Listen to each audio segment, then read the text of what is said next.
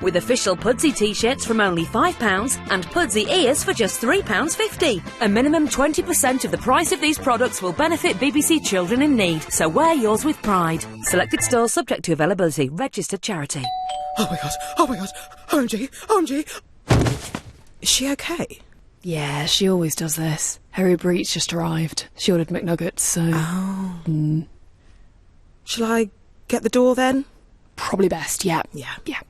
McDonald's delivered, exclusive to Uber Eats. Get excited. This Sunday on Sky Sports, it's Liverpool versus Manchester City. We are watching something special. Will the Reds extend their lead at the top of the table? The fairy tale goes on. Or will Pep's side close the gap? The Premier League at its best. Get more of the biggest Premier League games on Sky Sports with all 8 channels now just £20 extra a month. Get our limited time offer online. Simply search by Sky Sports. Sky Sports, £20 a month with a new 18-month minimum term contract. Requires Sky TV. Prices may change. Offer ends 10th of November.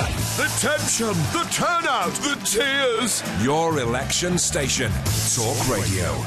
Across the UK, online and on DAB. Talk Radio, on the hour news headlines. I'm James Lower, good morning. Members of the royal family, politicians and veterans will gather at the Cenotaph this morning to commemorate those who lost their lives in conflict. A 2-minute silence will be held across the country at 11 a.m. Earlier this year marked 75 years since the D-Day landings. Chief of the Defence Staff, Sir Nick Carter, says it serves as a reminder of why remembrance matters. I think it is a fact these days that fewer people probably study history or certainly know history. And on the back of that, I think anniversaries are a chance to bring some of that to life. Elsewhere, the Conservative Party says its research shows Labour's spending plans would leave the economy on the brink of bankruptcy. It comes up with the figures claiming the bill would be over £1 trillion across 5 years. Labour insists the details aren't accurate, describing the story as fake news. Officials in Australia are warning more lives could be in danger as emergency teams continue to battle wildfires. More than 70 are still burning across New South Wales. At least 3 people have died. The bodies of a man and a woman have been found at a property in Birmingham. They were discovered in Moseley yesterday. Detectives say the couple knew each other and don't believe anyone else was involved in their deaths. Asda workers could be out of a job this morning. A deadline has passed for employees to sign new contracts with new terms and conditions. The supermarket chains threaten to dismiss those who don't agree. And a giant balloon of a baby Donald Trump has been knifed and deflated by supporters of the US president. It made an appearance during his trip to watch a university football game in Alabama. Talk Radio Sports Update. England have beaten New Zealand in the Super Over in a 9-run victory after the scores finished level in the 5th T20 in Auckland. That means they've won the series 3-2. Elsewhere, Liverpool have the opportunity to open up a 9-point gap at the top of the Premier League later as they welcome champions Manchester City to Anfield. Whilst also today, Manchester United will host Brighton at Old Trafford and it's Wolves against Aston Villa, both those games starting at 2 p.m. And Billy Joe Saunders has successfully defended his world title overnight. The WBO super middleweight champion beat Marcelo Cortez by knockout in the 11th round in Los Angeles. Talk Radio. Across the UK, online and on DAB Digital Radio. Talk Politics on Talk Radio. Good morning and welcome to the show with me, Alexis Conran, here on Talk Radio. You're listening to Talk Politics, where we are going to be bringing you all the stories of this week and also what to look forward to, or... well, I don't know if look forward to is the right word, but also what to watch out for in the weeks to come. A reminder that you can watch us. We're being live streamed on Twitter. If you go to our Twitter page at Talk Radio, on our Facebook page and on our YouTube page. You can get in touch with the show by dialing 0344 499 1000, and you can tweet us here at Talk Radio. You can even text the word talk to 87222 followed by your message. I can see our live stream is up, and you will not just be seeing me because I have 2 wonderful guests joining me this morning in the studio to help me make heads or tails of the stories that we've witnessed this week. Firstly, a warm welcome back to Bobby Friedman, author and broadcaster. Welcome back, Bobby. Good to see you. Thanks. Good to be here. And a newcomer to Talk Politics, it's James Meadway. He's economist and former Labour advisor to John McDonnell. Welcome. James. Welcome. Thank you very much for having me. Lovely to have you here. Both fine gentlemen joining me this week. We've got plenty of guests to come as well. And also we want to hear from you. 0344 499 1000 is the number that you need to be part of the conversation. Also, after the 12 o'clock news, we are going to be having Full Fact join us in the studio today. Will Moy from Full Fact will be here. And we're going to be looking at some of the stories this week and going through a fine-tooth comb and fact-checking them. Well, for facts. It's easy to forget that at the moment we're living in a day where opinion very quickly becomes fact, but we're going to try and separate the two. Gentlemen, I guess we're going to have to open with one of the big stories today, which is a will he, won't he story concerning Nigel Farage. Nigel Farage last week came out very vociferously against Boris Johnson's withdrawal agreement, saying that if Boris Johnson wasn't going to drop it immediately, this is the deal that Boris Johnson has worked so hard. People said he could never get, but actually he managed to get. Nigel Farage just wants him to drop it for the election on the threat that if he doesn't drop it, Nigel Farage is going to stand candidates against the Conservative Party in every single seat. Now, the candidates can get announced on Thursday next week, but there are rumours about, both in the Sunday Times and in the Mail on Sunday, that Nigel Farage perhaps is starting to soften, Bobby. Do you think that perhaps he's starting to realise that he's made a bit of a mistake?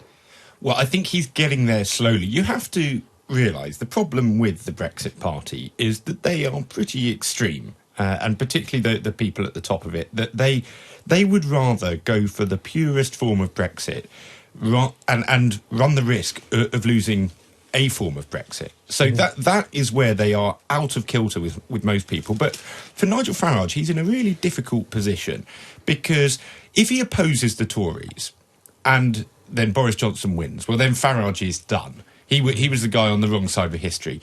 If he opposes the Tories and Labour win or get a coalition, as I think is pretty likely, well then Brexit will probably end up not happening. So he's end up losing Brexit. So where's his win? The only way he can really win is, in fact, by now coming to his senses and realising that if he puts up candidates in every seat, that's the thing that's going to make Brexit much less likely. So he now has the opportunity to be that grand statesman deal maker in his own mind by not running those candidates. I'm just not convinced that is where he is. That's where he should be, but I don't think that's the way in which Nigel Farage acts. Do you think, before I come to James, do you think they can afford to run all those candidates? Because running those candidates costs money, and of course you need the people on the ground, because there's no point. Yes, you can put up a candidate, and if you don't do anything, then your candidate's got very little chance of succeeding. But do you think they have the mechanism, the construction of that party already? If that party has not been in existence for less than a year, I think it was formed in December last year. Do you think they have what it takes to stand that many candidates? Well, they have the candidates. The candidates are ready. Not the number, but the actual workforce behind them. Well, I think you're right. That one of the big problems for the Brexit Party is they don't have that local infrastructure. I think the money is less of a problem, because what they have done very effectively, and this is something that they have learnt from Jeremy Corbyn's Labour Party, which Corbyn has done very effectively, and is something to be applauded, which is that instead of having big money, what they go for is getting lots of individual donations. Small donations. And the Brexit Party has, to this point, been able to raise a lot of money that way, in the same way that the Labour Party has. Now, the one thing I don't know is, in the last couple of weeks, since the deal, has the Brexit Party been able to raise that money in the same way? Or are their grassroots activists actually thinking, well, I actually quite like the deal, I'm going to go with Boris? And I think that they are losing a large chunk of their support. You see people like Lance Foreman, their MEP, effectively coming out supporting Boris's deal. So I think that may be the problem for them. But ultimately, they will end up running a campaign that won't go. They aren't going to win any seats. I think that's pretty obvious. But what they can do is to spoil the pitch for the Conservative Party. James, the rumours doing the Sunday papers at the moment are that there are big negotiations happening between the Brexit Party and the Conservatives. Certain brokers have been announced, one of them being Andrew Bridgen, who's trying to bring the two parties together. I think the consensus... Nigel Farage has been quoted as saying that he wants some concessions, which is a big, big step back from drop your deal or we're not going to work with you.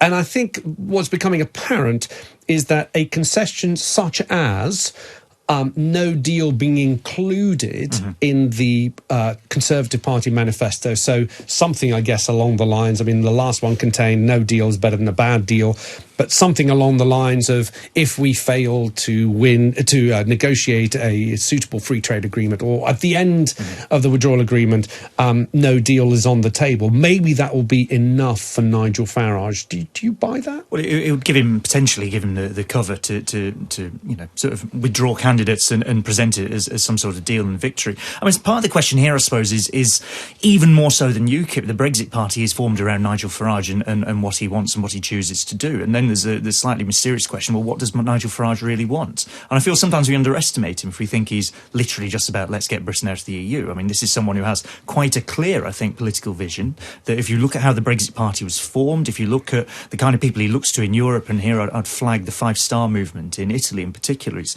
quite close to Beppe Grillo. The MEPs work quite closely with in the European Parliament. He sees it as something as a model, and he sees it as a model for a different kind of politics, where, what he'd say is quite genuinely, I think, something that's beyond left and right, that gets people from Labour and people from the Tories, and this is a big populist movement. And I think he quite genuinely believes something like that, perhaps more than just, I can be a ginger group in the Tory party and pull it in a certain direction, which he has done very effectively. He and others have done very effectively for a long period of time, but I think he's actually playing for a slightly longer game out of all of this, and that may change his set of decisions and what the Brexit Party does over the next few days. Of course, you could just see it as a negotiating point. You come out as the hard as possible and you say, absolutely no way, we're standing 600 people, this is what we want, and then if it looks like you get a concession, of course you back down. It's just a negotiation, and that's how you get a deal. The pressure on him from both sides inside the party appears to be there. There is clearly some pressure within Brexit Party to take the hardest line possible, to stand everywhere and say no deal or nothing. But equally, we've had candidates stand down because they don't want to stand against a Conservative Party candidate that's offering them basically a very, very hard version of Brexit.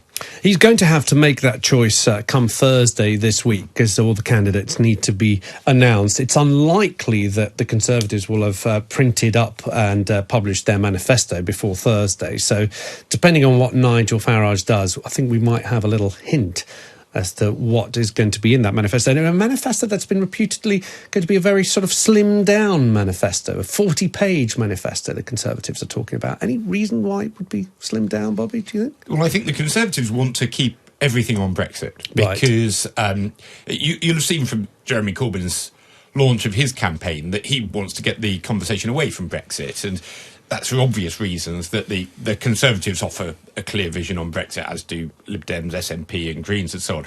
Labour's is a little more nuanced, shall we say. Do you think it's nuanced, or because we've been having this conversation recently about the Labour Brexit policy? I mean, I have to say, I think it's quite clear now. It's offering people a second referendum within 6 months between a deal to remain and a deal that the Labour Party have negotiated with the EU. That's pretty straightforward, isn't it? Well, it's only straightforward if you believe, and I think you have to lack reality to believe that you can possibly go into a negotiation where you say to the party you're negotiating against that, come what may, you're going to campaign against a deal that you're trying to negotiate with them. Because the premise of, and this is where it is obviously ridiculous, and and don't get me wrong, I think that in fairness to the Labour leadership, it's very difficult for them to hold together the two sides of their party, and that's why they've done this. But clearly, it's a ridiculous suggestion. The idea that you can go and negotiate with the EU, saying we're going to tell people to vote against it. There is not going to be a meaningful deal. They haven't said that, though. to be fair to the Labour Party. Not the Labour position on this. The Labour position being... Well, Labour position being, we'll see what the negotiation comes back as. You have your red lines. They're different to the government's red lines, either to Theresa May or to Boris Johnson. You see what you come back, and then there's a special conference to decide the party position. So it's see what you get out of this. That's not what John McDonnell was saying. That's not what Emily Thornberry was saying. I think individual MPs, like all individual MPs, as we've seen over the last sort of few years of the Brexit process, will have their own views on likely outcomes there. I think the sensible thing to do is, if you're going to negotiation, is, well, we'll see what we get back. Now, I do trust Labour's negotiating team, who have actually been over to see the EU for the last few years now, and have got some sense of what is achievable and what is possible, will be able to come back with a better deal than Boris Johnson's one fairly quickly. So what are the aspects of the new deal that Labour is going to negotiate, that A, it will be able to negotiate, and B, will mean that John McDonnell, that Emily Thornberry will campaign to leave? Well, I think the new deal would be something like, if you say the red lines are going to shift to saying, look, the first priority is to protect jobs, and then you've got protection of environmental measures and what rights at work, then you end up with a deal which is very closely aligned to the single market, possibly even inside the single market. We don't, or even a customs union. Yeah, and then you put in a customs union as well, and you end up with something that's actually fairly close economically speaking to what we have now, and then you see what else you might get out of that. You may well find that you have a different arrangement to the European Court of Justice, or you're not inside the common agricultural policy, you're not inside the common fisheries policy, and these may be desirable things. I mean, Norway has roughly that sort of deal at this point in time. There are clearly a range of options here, and people will assess, and you'll come to a decision on it, and then you present that to the people. And so you think that the EU that wants us to stay, knowing that you... Of course the EU wants us to... Not anymore. Yes, they do. That's they might not. James has got a point. They might not now. They do. Of course, they want us to say it's the best way of keeping the European project on track is to say, look, a country as large and as powerful as Britain tried to leave, and they still ended up wanting to stay. It would certainly discourage others from going down that path. I'm not saying that the way in which Brexit has gone over the last few years wouldn't also discourage people, but I'm saying that would be part of it. The idea they would offer a deal. I mean, this is all just pie in the sky, suggesting that we would have particular opt-outs on the common agricultural policy, on the fisheries policy, and that you would end up having Emily Thornberry happily, despite saying that she would in all circumstances campaign to remain, changing on that and saying she would in fact leave, when these are dyed-in-the-wool Remainers, is just rubbish. And the fact that we still don't understand what Labour's policy is, because I just told you what Labour's policy is. I watch what the senior leadership of the Labour Party says, people like the Shadow Chancellor and the Shadow Foreign Secretary, and personally I think it's quite sensible if you look at what the Shadow Chancellor and Shadow Foreign Secretary says and think that that's Labour Party policy. And even now, apparently, I don't understand it. Correct me if I'm wrong, though, just so the listeners and I understand it. The official party policy, as decided in the Labour Party conference, is negotiate a deal with the EU within the first 3 months, to have it ready to put into a referendum in 6 months.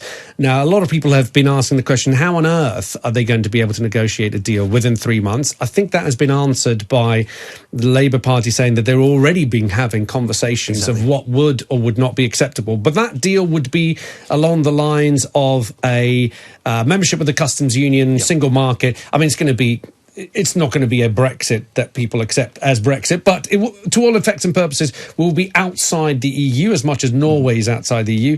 That would then be put into referendum versus Remain, and the party will then decide which way it's going to, side it's going to back. Even though we know it will back on Remain. After a one-day conference. But James, isn't the problem though that you are, as fair as that may sound, of saying, look, we're going to bring it back to the people, and Jeremy Corbyn playing the game of, well, I'm going to try and appeal to both Leavers and Remainers, because to Remainers you can say, look, you're going to get a second referendum in which case you can vote to remain. To Leavers you can say you're going to get a second referendum in which to vote to leave, even though the option to leave will be quite a watered-down option. But doesn't the fact remain, as Bobby's making the point, that you're going to people's doorsteps, you're knocking on the door, and you're saying, give us your vote, but you're not telling them, as a party, what do you think the best outcome for the UK is? You have a potential Prime Minister, someone's going to stand in leadership debates who cannot answer the question, Jeremy Corbyn, Do you think the future of the UK is better off inside the EU or outside the EU? He cannot answer that question, and that's a big problem. Because you can't have to say what it is that's going to be outside the EU at that point. I mean, look, the issue we've got is that we had a referendum in 2016 where you had one sort of status quo option, stay in the EU, and then you had leave, which encompasses a range of different choices, as we've now discovered. There are any number of ways you could choose to leave the EU and places you might want to get to somewhere down the line. You had all sorts of people arguing all sorts of different things on the leave side. Daniel Hannan, I seem to remember, talking about we can stay inside the single market and leave the EU. You had other people saying, no, it's a much harder version of leave that you want to get to. At least with this, you'd have some clarity about where you're going and what your initial steps are. And that, I think, is a great merit of it. And if you take a general election rather than a referendum, because this isn't a referendum, it's not just about Brexit. This is going to be, and it will be in people's heads, that we have to think about every single other question that faces the country at this point in time, of which there are a huge range. And genuinely, I think people will start to think like that. And I think the evidence is they are thinking like that. We're going to go to a quick break, but we've got plenty of your messages coming through, which I will read after the break. Keep them coming in. You can watch us live streamed at Talk Radio. You can watch us on Facebook and on our YouTube page. Keep your comments coming in. And, of course, get in touch with the show. 0344 499 1000 is the number you need. You could tweet us at Talk Radio. You can even text the word talk followed by your message to 87222. Talk Politics with Alexis Conran on Talk Radio. We are Talk Radio. The Alexis Conran Show on Talk Radio with the Times and the Sunday Times. Know your times. You're in leakage, you're in leakage. You're in leakage, you're in leakage. You're in leakage. You're in leakage, you're in leakage. Henna men. Cage. Pants and pads. You're discreet. Masculine.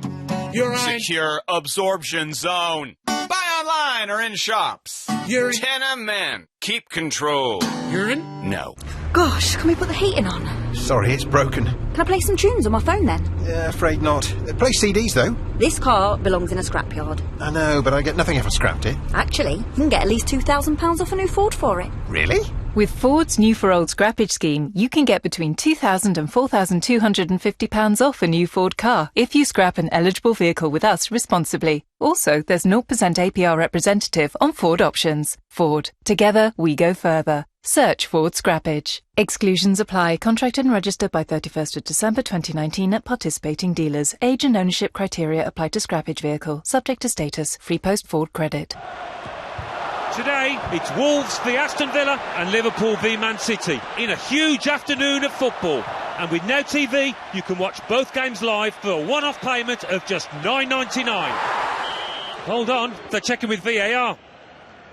That's confirmed. It's $9.99. What a game changer.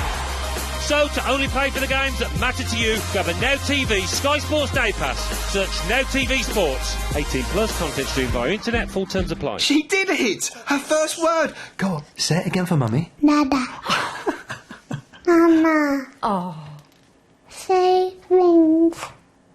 Did you hear that? Savings account. Teaching your kids how to save may not be this easy, but you can get them learning good habits and skills from an early age, thanks to the range of children's savings accounts from Yorkshire Building Society. Just another example of real help with real life. Find out more at ybs.co.uk. There's nothing like coming back to a warm home after a long day at work. Especially when you've been stuck in rush hour for what seems like an eternity. Luckily, with Hive Active Heating, rated 5-star on Trustpilot, you can turn your heating on from wherever you are. And now with our new Hive radiator valves, you can even control your heating room by room. Search Hive Heating to buy now. Hive services require broadband and Wi-Fi. Terms apply. Right, listen up, adults. The Sun is giving away over £600 worth of free books for schools when you collect tokens. Wow, that's a lot of money. To make sure they don't miss out, you need to pester your school to sign up by the 22nd of November. If you don't, you'll have to go on to the naughty step. Pick up the Sun for more info T's and C's apply. Talk Radio Traffic and Travel. In Hampshire on the M3 southbound, 2 lanes currently closed for emergency repairs around Junction 11 for Winchester South, and there are delays on the approach. In Gloucestershire, the M5 southbound between Junction 11A for Gloucester and Junction 12 for Hardwick, we've still got a lane 1 closure for emergency repairs. In Oxfordshire, the A34 northbound is closed this weekend between Hinksey Hill and Botley for works. That also means the outside lane is closed on the southbound side, and it's starting to cause delays now. And we've still got flooding in Derbyshire. The A6 Derby Road remains closed at Ambergate between Ripley Road and Holly Lane. I'm Michael Page. Some people find love par chance. Me, I found love in my Citroën dealership. I looked at new Citroën C5 Aircross SUV with advanced comfort seats, and boom! They say, Emmanuel, you also get 0% finance over 48 months. I say, I love it. Visit your local Citroën dealership and find love too. New Citroën C5 Aircross SUV, the most comfortable SUV. Citroën. Citroën UK Limited is a credit broker, not a lender. Conditional sale. Terms, eligibility criteria and return conditions apply. A guarantee may be required. PSA Finance UK Limited. Outspoken opinions and decisive debate. The Alexis Conran Show on Talk Radio. Welcome back to the show with me, Alexis Conran, here on Talk Radio with the Times. Be well informed. With me, I have Bobby Friedman and James Meadway. We are talking about the big politics stories of the week. Remember, you can watch us live streamed on our Twitter page, at Talk Radio, our Facebook page, and on our YouTube page. Leave your comments there. I am going to read some out now, but keep your calls coming in. 0344 499 1000 is the number you need. And you could tweet us at Talk Radio. We'll be taking some calls later on in the show. I know plenty of you want to speak your thoughts. We've been asking the question, if you're going to be writing your own manifesto, what would you like to see in it? And we've been getting quite a lot of responses, but also responses on how do you think the election is going to go. On YouTube, Ian says Brexit Party will wipe out Labour in North West and North East. Well, it remains to be seen whether they will stand candidates everywhere, but if they are going to stand some candidates, they will try and stand them, I think it's fair to say, on those Labour Leave constituencies. What would be in your manifesto? Keith on YouTube says a full written constitution. This is something that's come up. I think the Green Party have also been talking about a written constitution. As a barrister, Bobby, do you think a fully written constitution would make any difference? Well, it would make things a bit clearer because we would know what the rules are and everything. I mean, I have to say, I don't think it fundamentally would solve the issues. And imagine trying to come up with that written constitution and agreeing that. And the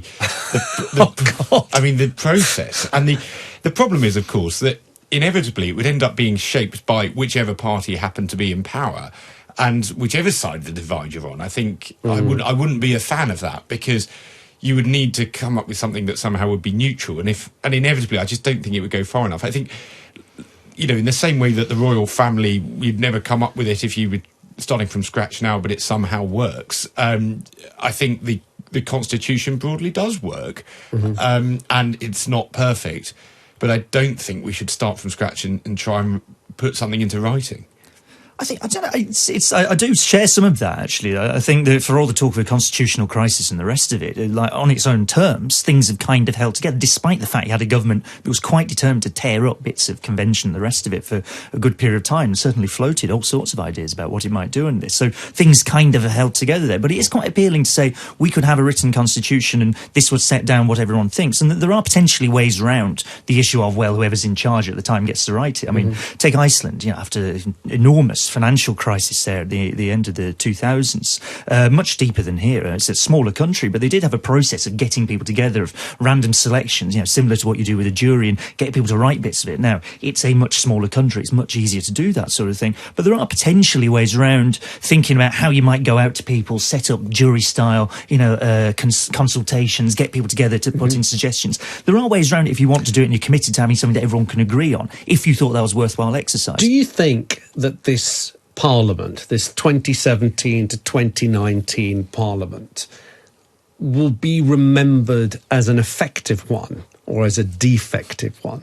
And I asked this. I mean, the biggest problem we have, and we're gonna talk about this in a second, is that we have entered an age where we see something offensive on social media, or someone has said something, and all of a sudden our judgment of that act is very much influenced whether that person is on our side of the argument or on the opposing side of the argument. Some people have called it the footballification of politics. You know, it's never a penalty when it's against your team, but it's always a penalty when it's for your team. But do you think this Parliament will be remembered as because a lot of people say, well, it actually did its job and held the executive to account, and others, of course, will see it as a Remainer Parliament that stymied the will of the people. So I think it has been a highly defective Parliament, but I'll tell you why. It's not about which side you support in this. It's about the lack of reality and compromise. Now, look at someone like Ken Clarke, who I think people would accept is a genuine big beast parliamentarian. And do you know why I think Ken Clarke was the most effective parliamentarian of the last 2 years? Because he compromised. He is someone who is absolutely in favour of staying in the EU. We all know that. But he voted for Theresa May's deal 3 times. 3 times, and he gave a very effective speech more recently explaining that, saying, "Well, look, I don't believe in it, but it's about compromise and trying to find a way forward." And where did that get him? Well, he got the whip removed. Yes, and I mean, I think it's an utter shame that he doesn't have the whip. But if more people had done what Ken Clarke had done on both sides, and been prepared to compromise, then we would have gone a lot further. The biggest problem with this Parliament is that on all sides, people have been utterly entrenched and haven't found a way to work together with one another, and have been all too prepared to stick by principle, but which becomes dogma. And then we don't get any solution whatsoever. But it's fair to remind people that Ken Clarke lost the whip because he stuck his neck out for the Benn Act in order to prevent a no-deal Brexit. Now, some people who might agree with you, or the first part of what you're saying, will say, yeah, but on the other side, he let us down because no deal is where we wanted to get to, and that's why Parliament has been defective. And actually, Parliament had this sort of I saw Parliament as having this neutralising effect. Some people may call it a pointless, a defunct Parliament, because it can't decide. It can only agree on things that it doesn't want, and it can't agree on something that it does want. James, how did you see this 2017 Parliament? The lack of compromise, the compromise that should have been made, I think, goes all the way back to 2017, which is when you have a government that's lost its majority, that has to sort of cobble together a working arrangement with the Democratic Unionist Party. That should be the point in which your previously pretty hard version of Brexit, that you'd presented in the manifesto, that you'd argued for as Theresa May and her government prior to the election, that's the point in which you compromise on that. And what didn't happen was any compromise on that particular version of Brexit. There was space for compromise on what kind of Brexit was going to be. There could have been a much less hard version of Brexit that could have ended up with some sort of majority in Parliament much sooner. Instead, you had Theresa May and her government, and I think she deserves a fair chunk of the blame for this, trying to push through a deal that was not going to get past Parliament. If there had been some more willingness to compromise on things like, well, single market access and degrees of single market access is the most obvious one, then potentially that could have been patched up already. Instead, we had attempt after attempt to get this through, with the mantra also of no deal is better than a bad deal, which I now think has helped create this idea that no deal is something that we can just go for and it's all going to be fine. That, I think, is where the lack of compromise came in. If the government had behaved more responsibly at that point, we could potentially have got to a version of Brexit that perhaps not everybody would like as their first choice, but at least everyone could say, OK, it's not completely bad from my point of view. Yeah, but I think, as Bobby pointed out, the lack of compromise on all sides has been quite catastrophic. I mean, people seem to have dug their heels immediately into what they thought. And actually, it seemed not only... Because I got something completely wrong. I thought back in 2016, I thought this is going to take forever, but eventually people will gather round some sort of central idea of what we can all live with. And I was completely wrong, because what happened was exactly the opposite. After 3 years, people went as far away from each other as they possibly could, apart from characters like Ken Clarke, for example. But, you know, all of a sudden a no-deal Brexit was considered the only Brexit, and no one had even mentioned that before. Let's get some more of the messages here on the manifesto pledges that people would like. What would be in your manifesto? Paul on Twitter says the Labour manifesto is pretty much spot on. Tracy on YouTube says none of them stick to the manifestos anyway. I think that's a big problem.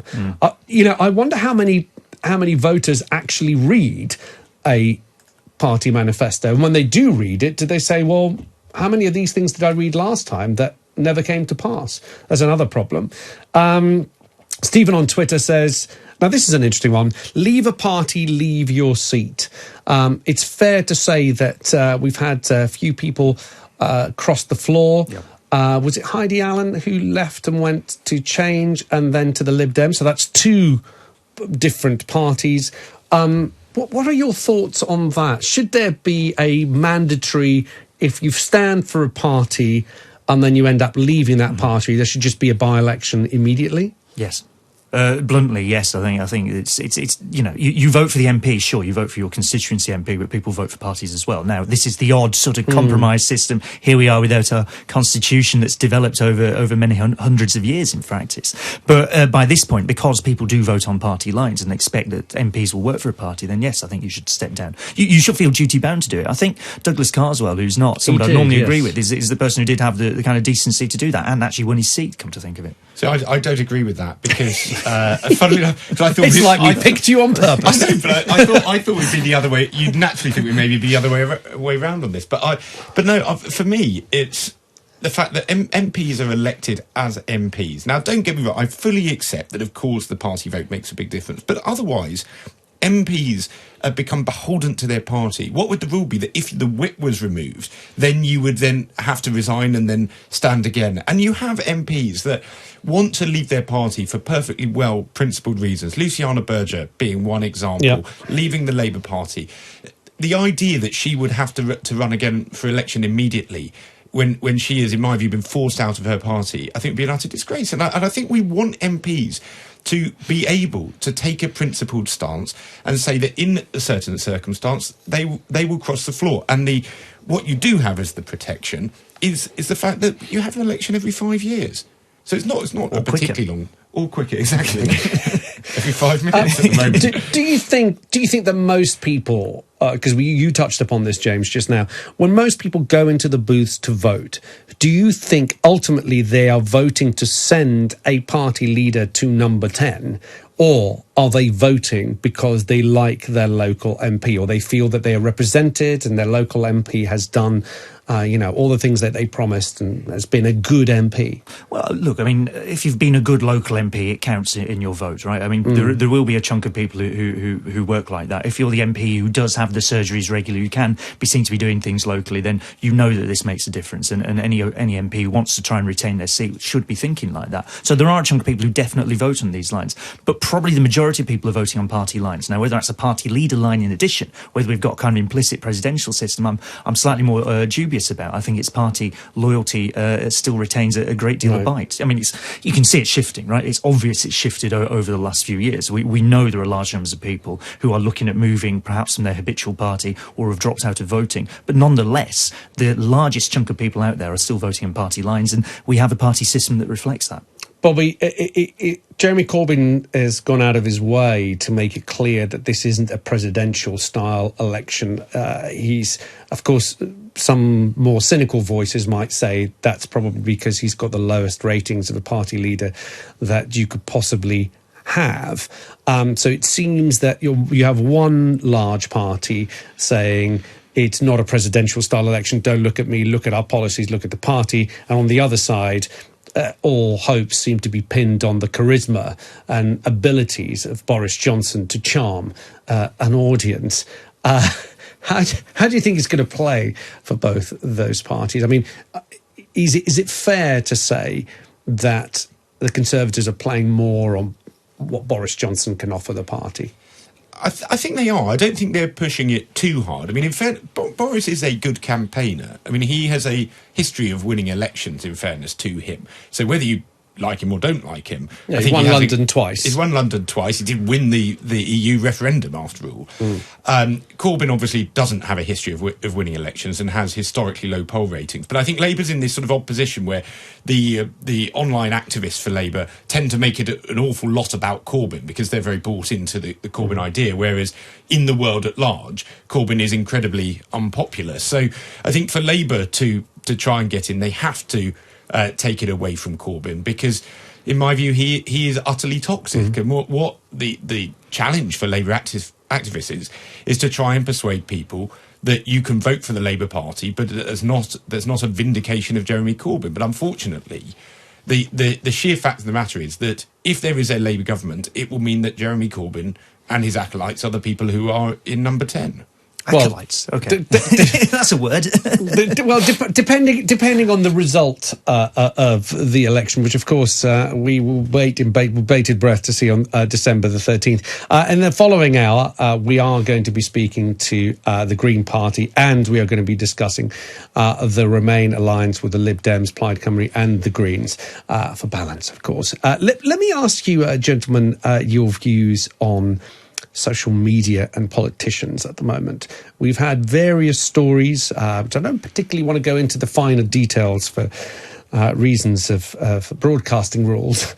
But we've had various politicians, candidates have to stand down because of things that have been unearthed in their past social media. One, Charlotte Ivers, who's our political correspondent here, has done one of those sterling jobs in unearthing some very unsavoury comments from a Tory potential candidate who's now stood down. What's your view in people wanting to come into politics who are going to have their social media posts people trawling through them, finding any derogatory comments, bringing that up to light, and that's it. Yeah, it's your political career over before it started. James, it seems to me that if that's the way we're going to go, by 5 years' time, we'll have an empty House of Commons. Yeah, or nothing but robots, possibly literally robots, given progress in artificial intelligence and that sort of thing, and the ability of these things to comment politically, or so it would seem. On the issue of having your social media history trawled through, the problem, I think, in people's heads, and you don't want to make excuses of people saying obnoxious things, right? You just shouldn't do it publicly, privately. You shouldn't think all sorts of stuff, right? But people do, and it's bad, and that's something that you challenge. This particular issue with social media, I think, is that people don't quite see it as a public space in the same way. And they write things that they don't see as this is going to end up in public. Now that, again, you don't want to say, oh, well, that gives you a license to say whatever you want because it's not really in public, so, hey, it's perfectly all right. Well, no, it isn't. But I don't think people perceive it in quite the same way. I don't think people see it as, here is my public profile, here is what I'm saying in public, here is me broadcasting to the nation at large. And that, I think, is something people have to get into their heads. I think it's started to happen. I think people are a lot more careful, like, not just because they want to be a politician. I think people are genuinely a lot more careful about what they say online, with the exception, of course, of anonymous trolling and that sort of thing. But if you look at what people are doing where they can be identified on Facebook posts and that sort of thing, I think people are a lot more cautious about what they put out there in general. But I mean, sometimes, Bobby, people might, they're in their early 20s, they're using social media, they haven't decided whether they're going to go into politics. They might have just decided on a career completely outside of politics.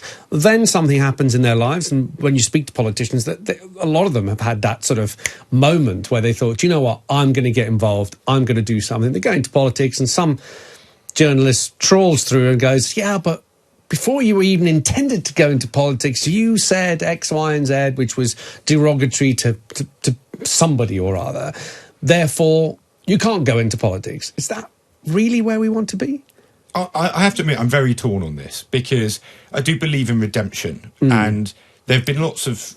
Naz Shah, one very good example, Labour MP, who put some anti-Semitic stuff on social media and put her hands up and met people in the community, and I think has done a great job of realising what the problem was and dealing with that. Yeah, and that's what you want to see, really, because otherwise things don't change. People are not perfect. Yeah. Nobody is perfect. And in the same way that in our criminal justice system, we want people to be able to rehabilitate, I think that everybody should have that opportunity. And I sometimes think, well, if someone wrote a couple of comments 10 years ago, does that mean that for the rest of their life they can't make a contribution to society? I'm uncomfortable with that. But equally, then you look at some of the comments and they're completely unacceptable. And to be honest, I don't quite know what the answer is to that, how you combine the two. Because these stories blow up over 1 or 2 days. Of course, it distracts from the campaign, and then the candidate ends up standing down. And and when you see the comments from people, and there have been a number of examples here on both sides, Labour and Conservative, and I've looked at these comments, and you think, I don't think that person should be standing to be an MP, but I don't know how you combine the two of not wanting to allow people with unacceptable views to go into public life, but equally also allowing people the opportunity to have been wrong and to have learned from that. I don't know. It's almost impossible in the social media age to actually do the two. Do you think the problem is, because I think you hit on a very good point there, believing in redemption, and redemption requires that individual to come forward and say, I apologise for what I said. But the problem is that too often we are getting apologies from politicians, and for example, early on this week, we had Jacob Rees-Mogg getting himself an extremely troublesome water by suggesting that Grenfell victims lacked common sense and followed instruction from the fire brigade, and had he been in a fire, he would have used common sense and walked out. Now, it's fair to say he has made an apology. Tricky apology, because he said the words, if my comments were misunderstood. His comments were very, very clear. But is the problem, Bobby, with your idea of redemption, which I love the idea that we should be able to give people the opportunity to apologise. More often than not, we're getting an apology, but we're not getting a reason behind the apology. And you rather gracefully talked about Naz Shah. She didn't just apologise. She went out and went, oh, I've met these people. I now understand why I was wrong, and explained it. And this goes back to trust in politics, James, isn't it? If you're getting somebody who comes out and says something outrageous and says, yeah, no, sorry, I take it back, but they don't tell you why. Yeah. And also, our politics is plagued with people making false statements. I remember a certain individual, our Prime Minister, in fact, waving a kipper and talking about EU rules that didn't exist, for example. And of course, it's cross-party. This isn't specific to... When you don't get apologies of that, and when you get people just saying something and then sort of taking it back with a measly apology, that's the problem. That redemption is very difficult to get, isn't it? Well, that's the nature of redemption. I think it's if it was easy, if they were handing out like sweeties, then we'd all be saints by now. But it is a process, I think, that people have to go to. And I take Bobby's point here that this is not one where it's a hard and fast rule that can be applied. There are clearly some things that are just always going to be unacceptable, right? And whenever they said in whatever circumstances, clearly there's a whole list of things you're just going to rule out: racism, that kind of sexism.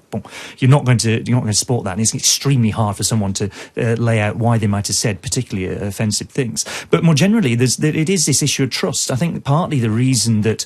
One of the reasons is that you end up with candidates having such attention paid on what they might have said in more private moments on a Facebook page when they're amongst their friends, is that perhaps it gives an insight into what they really think. That Jacob Rees-Mogg, that people see it as what he really thinks, that he expresses something about what he genuinely thinks about part of the world in a way that normally would be a very smooth, presentable politician. The mask slips, I think would be the way people look at it. And I think there's some of that appeal about this, that if you can't really trust what people are saying, or you think they're putting on a mask, and they do something that the mask slips, then of course people go off and pounce on it, and it's quite, it gives you an insight, or so it would seem, into how they truly think about an issue. We're going to take a quick break. Of course, we are going to be respecting the Remembrance Sunday 2-minute silence coming up to 11 o'clock. A reminder, you can take part in the conversation. You can call 0344 499 1000. As some of you have done, we will speak to you later on in the show. You can tweet us at Talk Radio. You can text Talk, followed by your message, to 87222. And you can watch us live streamed on Twitter, Facebook and YouTube. We're going to take a quick break. We'll be straight back after this. Across the UK, online and on DAB. Talk Radio. The Alexis Conran Show on Talk Radio, with the Times and the Sunday Times. Know your times. This Sunday on Sky Sports, it's Liverpool versus Manchester City. We are watching something special. Will the Reds extend their lead at the top of the table? The fairy tale goes on. Or will Pep's side close the gap? The Premier League at its best. Get more of the biggest Premier League games on Sky Sports, with all 8 channels now just £20 extra a month. Get our limited time offer online. Simply search by Sky Sports. Sky Sports, £20 a month for the new 18-month minimum term contract. Requires Sky TV. Prices may change. Offer ends 10th of November. postcode lottery costs £10 a month, and £30,000 will be won every day by players in the December draws. Join in with your postcode at postcodelottery.co.uk before midnight on the 21st of November to play in the December draws. PPL manage lotteries on behalf of good causes. 16 plus, conditions apply. Play responsibly. Someone's knocking at the door. Somebody's ringing the bell. Today at John Lewis & Partners, we're matching a competitor's promotion, so we've lowered our prices on selected products across our range. It's all part of our commitment to being never knowingly undersold, meaning that today and every day we match the prices of our high street competitors. Shop in store or online. Terms and conditions apply. See website for details. This weekend, Volvo are offering 0% APR finance on a Volvo Select approved used car, which means this weekend 0% of your morning run playlist will be listened to. So visit your local Volvo retailer this weekend and drive home an approved used car with 0% APR finance. You could run there, if you like. Available on used vehicles up to 4 years old. Participating retailers. 50% minimum deposit on minimum finance amount of £7,000. Conditional sale, terms and conditions apply. Finance subject to status. 18 plus. Guarantee may be required. Volvo Car Financial Services. Order! Order! Point of order! Order! The negotiating, the debating, the infighting. With analysis and opinion from the best connected journalists in Westminster, The Times and the Sunday Times can help you make sense of the political jungle. Visit thetimes.co.uk or pick up your copy today. Today, it's Wolves v Aston Villa and Liverpool v Man City in a huge afternoon of football. And with Now TV, you can watch both games live for a one-off payment of just $9.99. Hold on, they're checking with VAR. That's confirmed. It's $9.99. What a game changer. So, to only pay for the games that matter to you, grab a Now TV Sky Sports Day Pass. Search Now TV Sports. 18 plus, content streamed via internet, full terms apply. Talk Radio, traffic and travel. In Hampshire, the M3 southbound still has 2 lanes closed because of emergency repairs around junction 11 for Winchester South. It's causing delays on the approach. In Bedfordshire, on the M1 southbound between junction 10 for Luton Airport and junction 9 for Redbourne, lane 1 remains closed for an incident. In Gloucestershire, on the M5 southbound, we've also got a lane 1 closure for emergency repairs between junction 11A for Gloucester and junction 12 for Hardwick. And in Derbyshire, the A57 Snake Pass remains closed between Bamford and Glossop because of the flooding. I'm Michael Page. Some people find love par chance. Me, I found love in my Citroën dealership. I looked at new Citroën C5 Aircross SUV with advanced comfort seats, and boom! They say, Emmanuel, you also get 0% finance over 48 months. I say, I love it. Visit your local Citroën dealership and find love too. New Citroën C5 Aircross SUV, the most comfortable SUV. Citroën. Citroën UK Limited is a credit broker, not a lender. Conditional sale. Terms, eligibility criteria and return conditions apply. A guarantee may be required. PSA Finance UK Limited. On DAB, online and on your mobile. Countdown to the election on Talk Radio. The radio station that's always first past the post with up-to-the-minute election news, expert comment and instant reaction. Countdown to the general election on Talk Radio. Outspoken opinions and decisive debate. The Alexis Conran Show on Talk Radio. Welcome back to the show with me, Alexis Conran, here on Talk Radio. With me, I have Bobby Friedman and James Meadway, and we are talking about the stories this week. We touched on social media, gentlemen. I want to quickly get your thoughts on the clip that went out from Conservative Party Twitter account. This was I think we can safely use the word doctored clip of Keir Starmer giving an interview to Good Morning Britain with Piers Morgan and Susanna Reid. They asked him a question, the question that we've discussed of what's Labour's Brexit policy, and they edited it in a way which left Keir Starmer speechless. He looked dumbfounded and didn't have an answer. In reality, what happened is Keir Starmer came back with an answer which many people found unsatisfactory, but he did have an answer. Bobby, what do you make of that? It seems like a really obvious mistake to make because people were going to pick up on it, and now instantly you're branding output from the Conservative Party as fake news. I find it quite depressing. Equally, though, as a matter of tactics, it probably works, because ultimately what it ends up doing is it makes people talk about Labour's Brexit policy, which is where the Conservatives want and need the discussion to be, because if this election ends up being a Brexit election, Labour will do very badly indeed. So it works as a matter of political tactics. Yes, it's a bit depressing. It's depressing to see it from an official party machine, but the trouble is, if you go on social media, you see so much rubbish being tweeted and retweeted on all sides that it's a very depressing place. James, quite a lot of people have said, is this a sort of a dead cat policy where, as Bobby alluded to there, you want to get people talking about Labour's Brexit policy, forget about the video. If the video's being shared, even by people who are saying, look at this is outrageous, the video gets shared. I have difficulties with that point of view, because actually what most people dead cat policy is usually diverting from something that's bad for people to talk about something completely different. What people seem to be talking about is how can the ruling party at the moment be punting out doctored videos. Yeah, I mean, dead cat gets overused. It's one of Linton Crosby's, isn't it? He introduced it. Dead cat, the idea that you don't like the conversation, so you chuck a dead cat on the table. It gets a bit overused. You end up with, like, things that are simple mistakes and gaffes. Suddenly it's like, oh, it's a dead cat. It's actually all part of some cunning strategy. Well, no, sometimes people just mess up.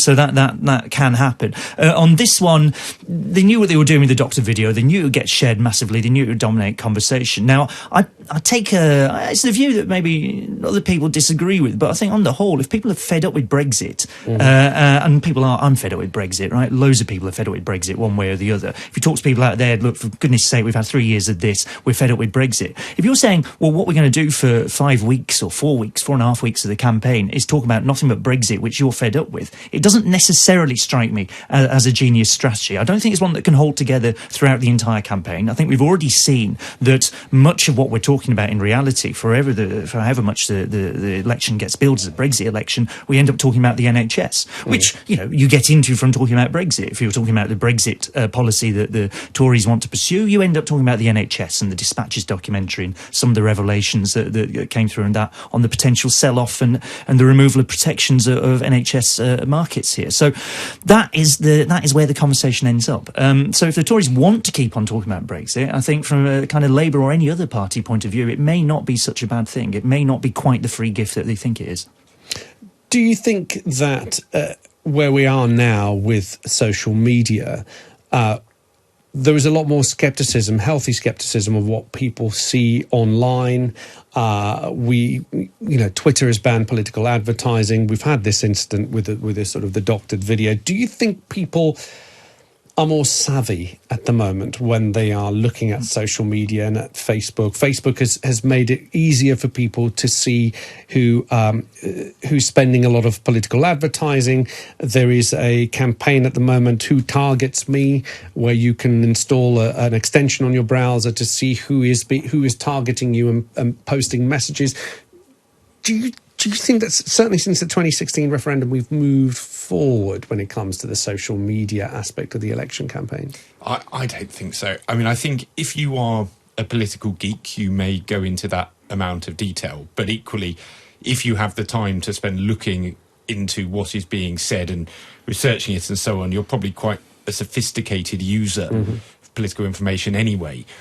You still see, I mean, there was another example this week. There was a tweet, and I think it got 2,500 retweets, saying how Jeremy Corbyn was central to the Northern Ireland peace process, which is a provable lie, or provable misstatement, shall I say.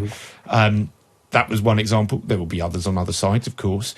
So, no, I don't think we have moved on. And ultimately, you can ban political advertising, but you can't ban individuals who end up getting vast thousands of retweets.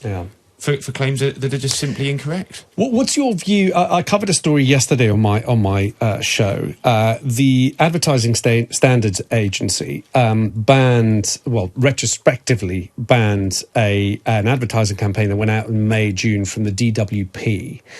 This was to do, the campaign itself was all about myths surrounding universal credit. And actually what I talked about in the show yesterday, which was insane, was I could have had a DWP minister in the studio saying exactly the same script that was on the advert. And if they sat in my studio, they could say it. Because they put it in an ad, the ASA went, you can't say that because that's demonstrably untrue.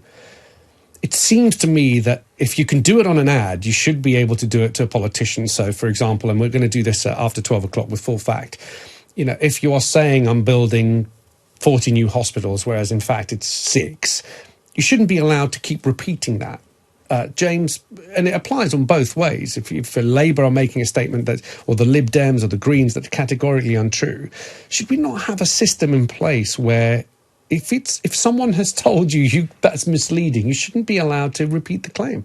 I think that's a very difficult, potentially quite a dangerous path to everybody end says up down. that. Why? Well, because we do have a system that's in place to sort of deal with lying and to deal with obvious untruths and to deal with people who are just dishonest in some ways. And it is kind of called democracy, and it is actually drag these things out. Yeah, but as we just said with Bobby now, you know, by the time it's said and spread 1,000 times and people have shared it's too late. I think it's overstated. I think there's a general and fairly understandable lack of trust in most institutions that we live under. There's a mistrust of Parliament. There's a mistrust of broadcast media. There's a mistrust of journalists. There's even a mistrust of politicians in general. But and people read everything a bit cynically, and that's happening to social media. The people they trust are their friends and their colleagues and the people they talk to on the street and that sort of thing. And that is where campaigns can start to make a difference. I think the real issue with social media is that it allows something to be repeated by your friends, and you see it from your friends, and that's when you start to believe it. And that's where potentially the kind of fake news and the rest of it starts to circulate. Not so much the paid political advertising. You know, the Conservatives spent far more in 2017 on paid political advertising. It's not clear to me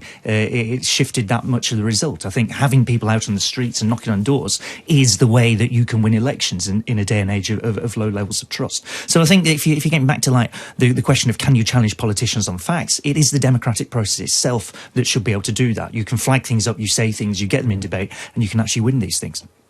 Well, coming up in the next hour, we are going to be speaking to the Greens, and we're also going to be speaking about the Lib Dem, the alliance that they have formed with the Greens and Plaid Cymru to battle. I think it's up to 60 seats. So all that is coming up. Remember, you can watch us live streamed on YouTube, on Facebook, and on our Twitter page. You can get in touch with the show at Talk Radio. And you can text TALK to 87222 followed by your message. You can also call us 0344 499 1000. Is the number that you need. Just a couple of messages here. What would be in your manifesto? Tim on YouTube says, take the path of Brexit by entering the Norway model without financial constraints and leaving the EU bloc in a structured withdrawal. Sounds sensible, and I think most Tory Brexiters would have bitten your arm off had you offered that in 2015, but I think it's a bit late for that now. Another one, Regit on Twitter says, make all manifesto promises legally enforceable. Ooh, that would be very tricky because it depends. You can make your manifesto, but actually you can't predict how strong you're going to be in Parliament. Keep your messages coming. Some great ideas here. You could tweet us here at Talk Radio. Now, it is a Remembrance Sunday, and as the UK falls quiet to remember those who gave their lives in war and conflict, Talk Radio joins the rest of the country for a 2-minute silence.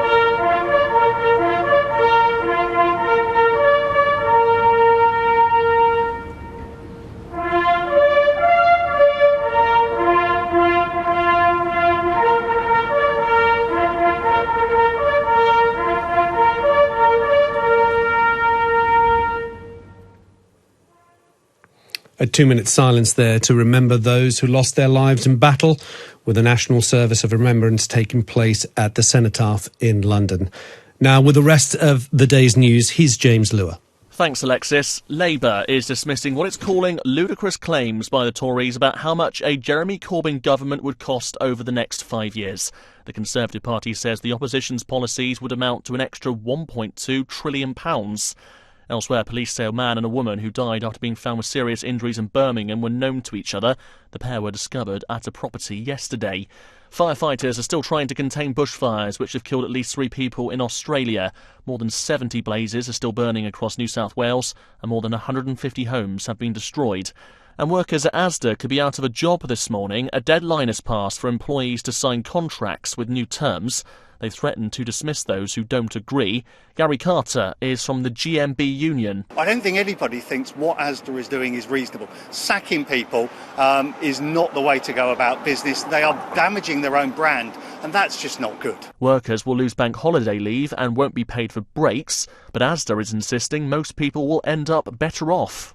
Across the UK, online and on DAB Digital Radio. Talk Politics with Alexis Conran on Talk Radio.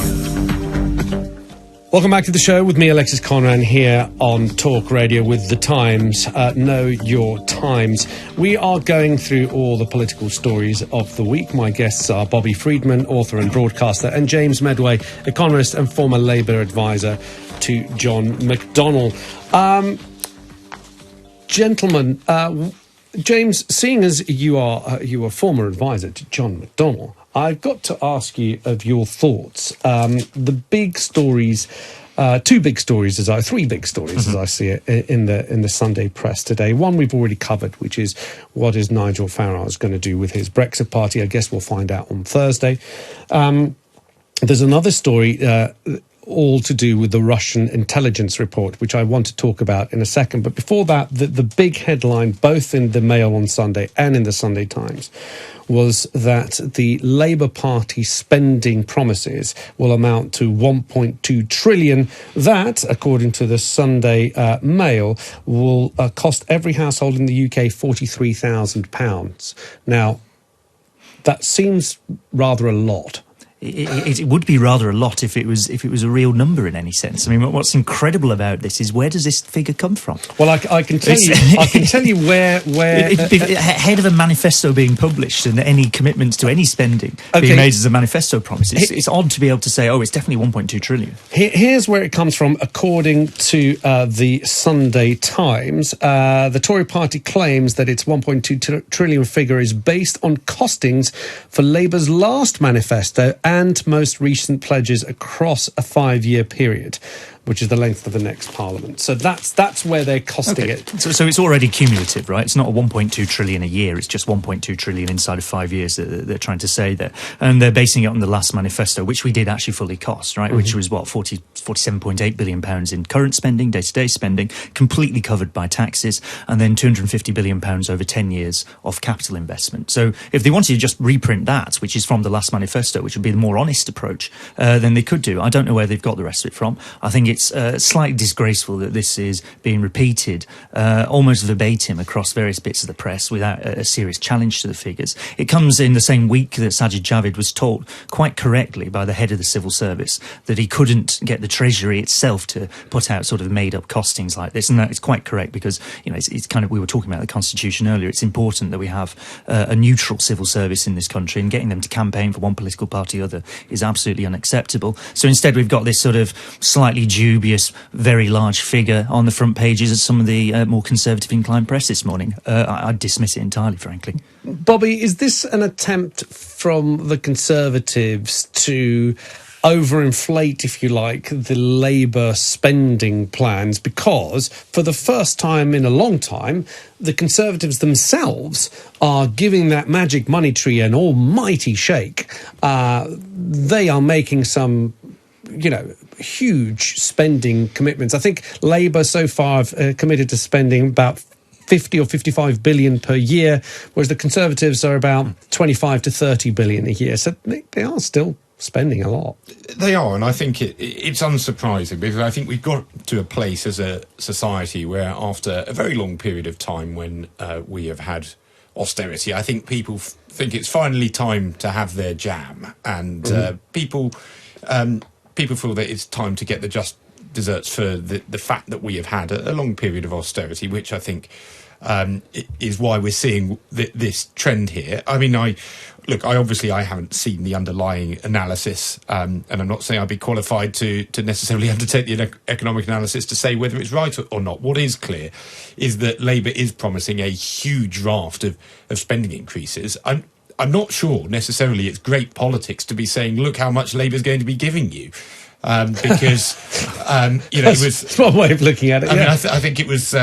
I think it was possibly Howard Macmillan who said similarly that don't talk about how much they're going to spend, because people might rather like that. But there is a different point, which is about economic competency, and the mantra that has been said by the Labour Party and by many others is about Brexit is, well, nobody voted to be poorer, and you have to also accept that the analysis by business and people in the city, and I accept Labour won't accept that analysis, but their analysis is that a Corbyn majority government would be a bigger economic shock than Brexit. And so there will be a substantially negative impact on the country in terms of economic performance if Jeremy Corbyn is elected. Well, that analysis isn't shared across the city. I mean, if you take, for instance, Citibank, I think it was a few weeks ago, about a month ago, putting out analysis saying, well, actually, if you compare this to some of the Conservative proposals, particularly around Brexit, it's fairly clear where any kind of shock comes from. Now, I accept that, I can just see the city out of the window here. I accept that a lot of people in the City of London aren't going to like all of the Labour programme. It will involve increasing taxes on large corporations. I think there's going to be no secret about that. It will involve some restrictions on what some of our larger financial institutions can do, clamping down on some kinds of speculation, trying to steer this immense engine of finance that we have towards productive investment. That's the critical thing here, by the way. It's not just let's have jam. It's that if you take the last for everybody, it's that if you take the last few years, particularly under austerity, it wasn't austerity for everyone. We weren't all in this together. The 1,000 richest families in the country have seen their wealth double over the period that austerity was here. Other people still are, on average, paid less than they were before the financial crisis. That's the situation we're in. So it's understandable that there's a desire to see things shift. But it goes beyond the last 10 years. I think you're probably looking for some of the places that we talk about, often in the north of England, outside of London, certainly, where you're talking 30, 40 years of a lack of investment. And that's kind of where both the parties are actually trying to focus some of their attention. They want to be able to say, look, you were denied the investment that some parts of London have got for a long period of time. We're going to give it to you. Labour has a very big pledge of 400 billion. Sajid Javid, I think, was talking about 250 billion or so earlier this week. That's where the two parties now stand. That's where a lot of this economic argument is now going to end up. But that's based on a fallacy. The suggestion being made there by James was that somehow the rich are paying less tax. In fact, the tax burden now falls proportionately greater on the rich than it did. The richer. So, that's why it happens. Proportionately. I'm not saying absolute amounts, of course. No. Absolute amounts. The point is that the richest 1% are now paying a far greater proportion of the tax. Because they're much richer. No, it's not because they're much richer. It's because the proportion has gone up. So it is absolutely untrue. What we are seeing from the Labour Party is, and from Jeremy Corbyn, is a Donald Trump style tactic of basically setting up an evil other, which is bankers and the rich, as a way of coming after them. And that, and to me, I think that's rather a dangerous way of campaigning. I don't think we want to set people up to detest other people. And I think that's been quite a negative aspect of Labour's campaign. What you actually want to do is to try and make everybody richer. And it is a simple fact that when I said before that the analysis across the city is that Jeremy Corbyn will have a negative impact on the economy, if you exclude Brexit, the point is everybody has agreed that Corbyn will have a negative impact on the economy, and there have been vast swathes of independent analysis saying that a Corbyn government will have a far worse impact on the economy than Brexit. So that is a simple fact. And if you say nobody votes to be poorer, then that has to apply to this general election too, doesn't it? Oh, I absolutely agree with you. Nobody should be voting to be poorer, except perhaps if you are in the top 5% and you feel that actually it is time that people right at the top of society did pay a little bit more into making sure our public services function, particularly after this very, very long period of time of real terms cuts almost across the board. So I think people will. There haven't been real terms There have cuts been to real the terms. NHS. There have been. The NHS spending NHS spending has increased at a lower rate than it has done it throughout its entire sort of 70-year period. Sorry, when you say that there's been a real terms cut, that's not true. Real terms cut relative to demand, certainly. No, there has been a real terms increase in spending in the NHS. Is that correct? And it has not kept pace with demand, which is why the NHS is now such a painful topic, I think, for the Conservatives to be able to talk about, and why there's now a sort of panic to try and say, well, we're actually going to put some funding back into it. There have been real terms per pupil funding cuts in schools, for example, for a long period of time now, since 2010. I think if you're a parent in particular, you can see the impact of that. There is a real sense that something has to change here. And it is absolutely true that a few people have done pretty well out of the last few years, and most people feel correctly, frankly, that they haven't. We have had economic that's not growth. About government policy. It is about. It is. If you implement austerity and you're the government and say, we are going to have to tighten our belts, we are going to make cuts, and they have made cuts, we're going to have to do this because it is our policy to do this. It is, to coin a phrase that isn't used so much anymore, our long-term economic plan to make this happen. It is government policy. That is what has happened. People want to change to that. That is why all the parties, I think, are now campaigning on a change platform. Slightly unbelievably, if you happen to be the party that's been in power for this period of time, but nonetheless, that is what the Conservatives are trying to do. So government policy has not caused there to be a few people who've done very well. That is the fact that there are a few people who happen to have created successful businesses. Jeremy Corbyn, who, of course, came out and said he didn't know any billionaires, even though he had tea with Bill Gates. Nothing to be ashamed of. It's untrue, because he had tea with Bill Gates last year. The point is that... hang on, Bobby. Having teamed with someone doesn't mean you know them. I mean, I don't think he's on Bill Gates' Christmas card list. I think he was saying that he's not friends with other billionaires. But this is that we have a vanishingly small number of billionaires in this country. This is not good. This is.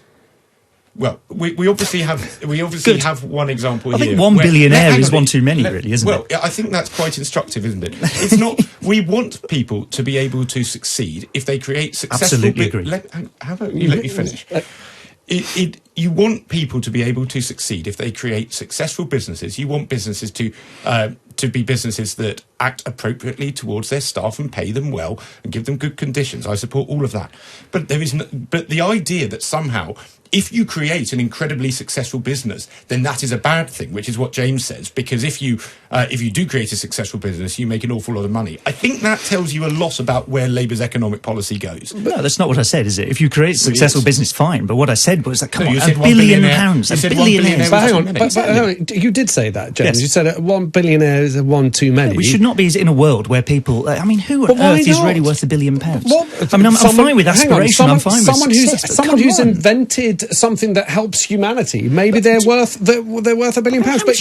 But look, it's not for you, me, or Bobby to decide how much money do you actually need. That's not a question that is. I think it kind of is. I think that's an interesting question to get to. It's an interesting question to get to. But hang on, one second. We have to acknowledge that successful businesses, multi-billion-pound corporations that have been set up in this country, that are British owned, that operate out of this country, are an asset to this country. And what Bobby's saying there is this vilification of successful businesses is not... It's all very well to say we want businesses to behave responsibly towards the environment, towards their employees, etc. But you can't vilify them, just as, on the other side, Bobby, I would say, vilifying any sort of hint or smell of socialism is what the other side have been doing, really, isn't it? Well, Jeremy Corbyn needs to be feared at all times because he's going to come into power and take all our money away. That's almost as basic as billionaires are bad. I mean, both sides are playing childish politics. But there is a difference, and let me explain this. That the point is, the issue in this country is not actually about billionaires. It helps the Labour Party to try and talk about as if there are these vast numbers of billionaires and this is what it's about. It's not. The taxes that are being proposed at a much lower level. What it's being proposed is that the companies in which our pension funds invest, that therefore provide for people in their retirement, will forcibly have their shares taken away from them at great cost to pensioners, therefore reducing pensioners' incomes. This is the reality reality of what we're talking about. We're not talking about billionaires. You are talking about the funds that invest for people's retirement. This is why it is so spurious, because it isn't going to have any impact on the few unicorn companies that make vast amounts of money. What we're talking about is industry. We're talking about the small and medium enterprises, which are the backbone of our economy, which is how most people can, yes, do well, not make billions, but they then employ everybody else. It's about people who, yes, might have particular investments, that those small investments will then do badly. It will affect normal people. That is the issue. Okay, James, quickly before we Very go to break. quickly, look, this thing about pension funds. Pension funds in this country do not invest in, for example, equity. They don't invest in shares in the stock exchange. Well, tell me how much a pension. Go on, tell me how much a pension fund value is invested in shares in London Stock Exchange right now. In shares in British companies or British pension funds.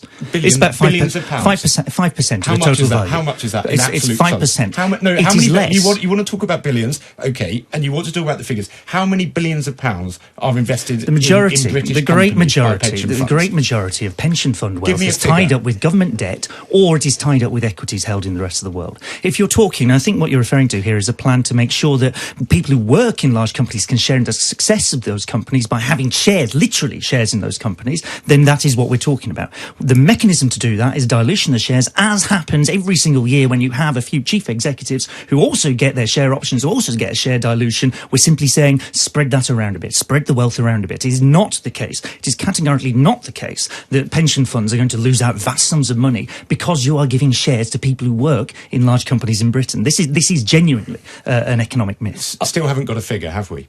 I've just given you a figure, 5%. No, but does 5% equate to billions? 5% will be a chunk of what pension funds invest in this company, but what you have to compare it to is the amount of shares that workers in those companies will be getting. James, Sorry. it's billions. Sorry? Say the word. Say the word is billions. It is billions. There's 5%. There's a large amount of money tied up with pension funds. Just say it. A large amount of money tied up with pension funds, because I think what matters here is that pension funds are not primarily investing in British companies. It's not what they do. So if you say, it's going to hurt British companies, this is not the case. Okay. Well, I think you've both made your point very, very strongly and very clearly. Thank you for that.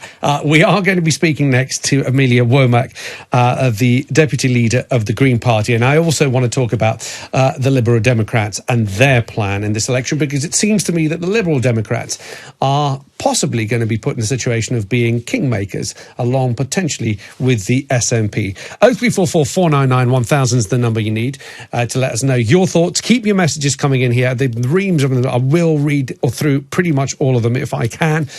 You can watch us on YouTube, I believe. We're still streaming up on YouTube if you go to our YouTube page. 0344 499 1000 is the number you need, or you can tweet us at Talk Radio. Talk politics on Talk Radio. We are Talk Radio. The Alexis Conran Show on Talk Radio, with the Times and the Sunday Times. Know your times. Oh, what a brilliant photo. Look at Danny in the background laughing. And Matt smiling. Wait, is he holding hands with Sarah? You're kidding! Don't miss a thing. Like being able to claim a pair of Silver Galaxy Buds when you purchase the Samsung Galaxy A95G before the 2nd of December. The Samsung A95G has 4 cameras, so you can capture every detail, because the detail matters. Get the latest Samsung A95G now at your local Carphone Warehouse shop or carphonewarehouse.com. Offer available on purchase made by 2nd of December 2019 and claimed online within 30 days. T's and C's apply. This weekend, Volvo are offering 0% APR finance on a Volvo Select approved used car. Which means, this weekend, 0% of people will visit their in-laws. So, visit your local Volvo retailer this weekend and drive home an approved used car with 0% APR finance. Oh, and please send our apologies to the in-laws. Available on used vehicles up to 4 years old, participating retailers. 50% minimum deposit on minimum finance amount of £7,000. Conditional sale, terms and conditions apply. Finance subject to status, 18+. Guarantee may be required. Volvo Car Financial Services. Today at John Lewis & Partners, we're matching a competitor's promotion, so we've lowered our prices on selected products across our range. It's all part of our commitment to being never knowingly undersold, meaning that today and every day we match the prices of our high street competitors. Shop in store or online. Terms and conditions apply. See website for details. Today, it's Wolves v Aston Villa and Liverpool v Man City in a huge afternoon of football. And with Now TV, you can watch both games live for a one-off payment of just $9.99. Hold on, they're checking with VAR. That's confirmed. It's $9.99. What a game changer! So, to only pay for the games that matter to you, grab a Now TV Sky Sports Day Pass. Search Now TV Sports. 18 plus, content streamed via internet, full terms apply. Talk Radio, traffic and travel. In Kent, on the M20 westbound between junction 9 for Ashford and junction 8 for Leeds Castle, there's a broken down vehicle blocking lane 1. In Hampshire, on the M3 southbound, we've still got 2 lanes closed around junction 11 for Winchester South for emergency repairs, which is causing delays. In Hertfordshire, on the M25 clockwise between junction 23 for South Mems and 24 for Potters Bar, a broken down car is blocking a lane and causing delays. And in Leicestershire, on the M1 northbound at junction 24 for Nottingham South, we've got a broken down vehicle blocking a lane on the entry slip. I'm Michael Page. Some people find love par chance. Me, I found love in my Citroën dealership. I looked at new Citroën C5 Aircross SUV with advanced comfort seats, and boom! They say, Emmanuel, you also get 0% finance over 48 months. I say, I love it. Visit your local Citroën dealership and find love too. New Citroën C5 Aircross SUV, the most comfortable SUV. Citroën. Citroën UK Limited is a credit broker, not a lender. Conditional sale. Terms, eligibility criteria and return conditions apply. A guarantee may be required. PSA Finance UK Limited. Across the UK, online and on DAB Digital Radio. The Alexis Conran Show on Talk Radio. Welcome back to the show with me, Alexis Conran, here on Talk Radio. This is Talk Politics. I'm joined in the studio by Bobby Friedman and James Meadway. And we are joined on the line by Deputy Leader of the Green Party, Amelia Womack. Welcome to the show. Morning, Alexis. Great to have you on. The Green Party are going to be doing some sort of deal. We've heard already the alliance deal with the Lib Dems and Plaid Cymru. You're looking to fight up to 60 seats. Tell us about that. So, I mean, the deal, the arrangement is done. It's that now we'll be building our big positive vision of the future. But fundamentally, that arrangement was about making sure that we were challenging what's happening in Parliament around Brexit, about putting country before party, because we live in unprecedented times, and we need to take unprecedented action to try and tackle what's happening. So we'll be standing aside in a number of seats, as will the Lib Dems and Plaid, to make sure that we all have the best chance of being able to challenge what's happening in Parliament and to make sure that we're working to get the best future for the party, for the country. But in terms of our party, we'll be standing in as many seats as possible.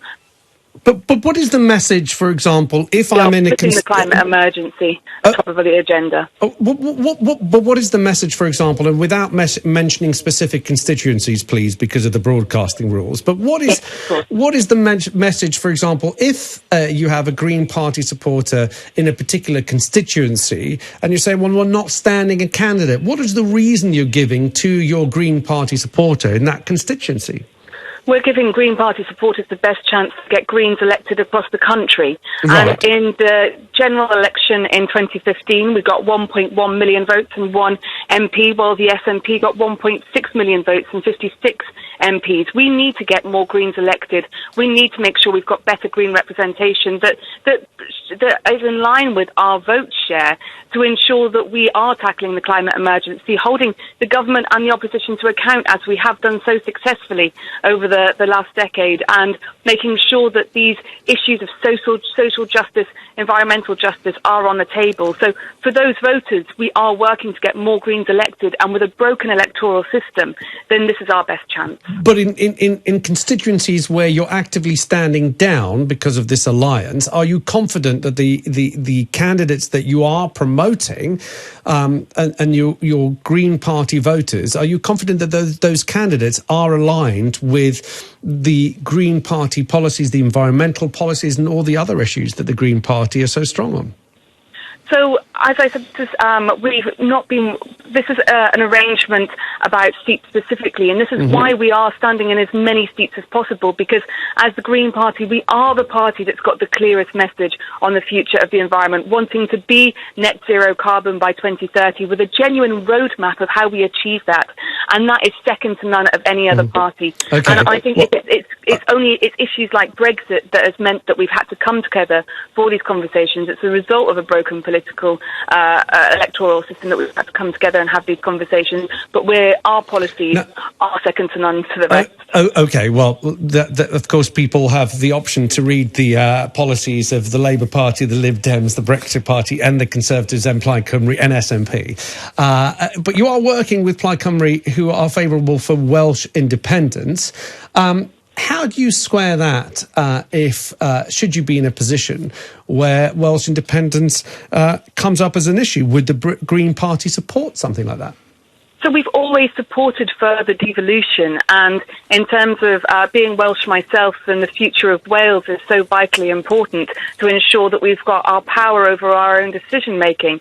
And so as Greens, we would be looking at within our own policies, we are supporting further devolution. Of course, with Welsh independence itself, that is something for further conversation. But I think that power that we need to be having in our Welsh Assembly, in the Senedd,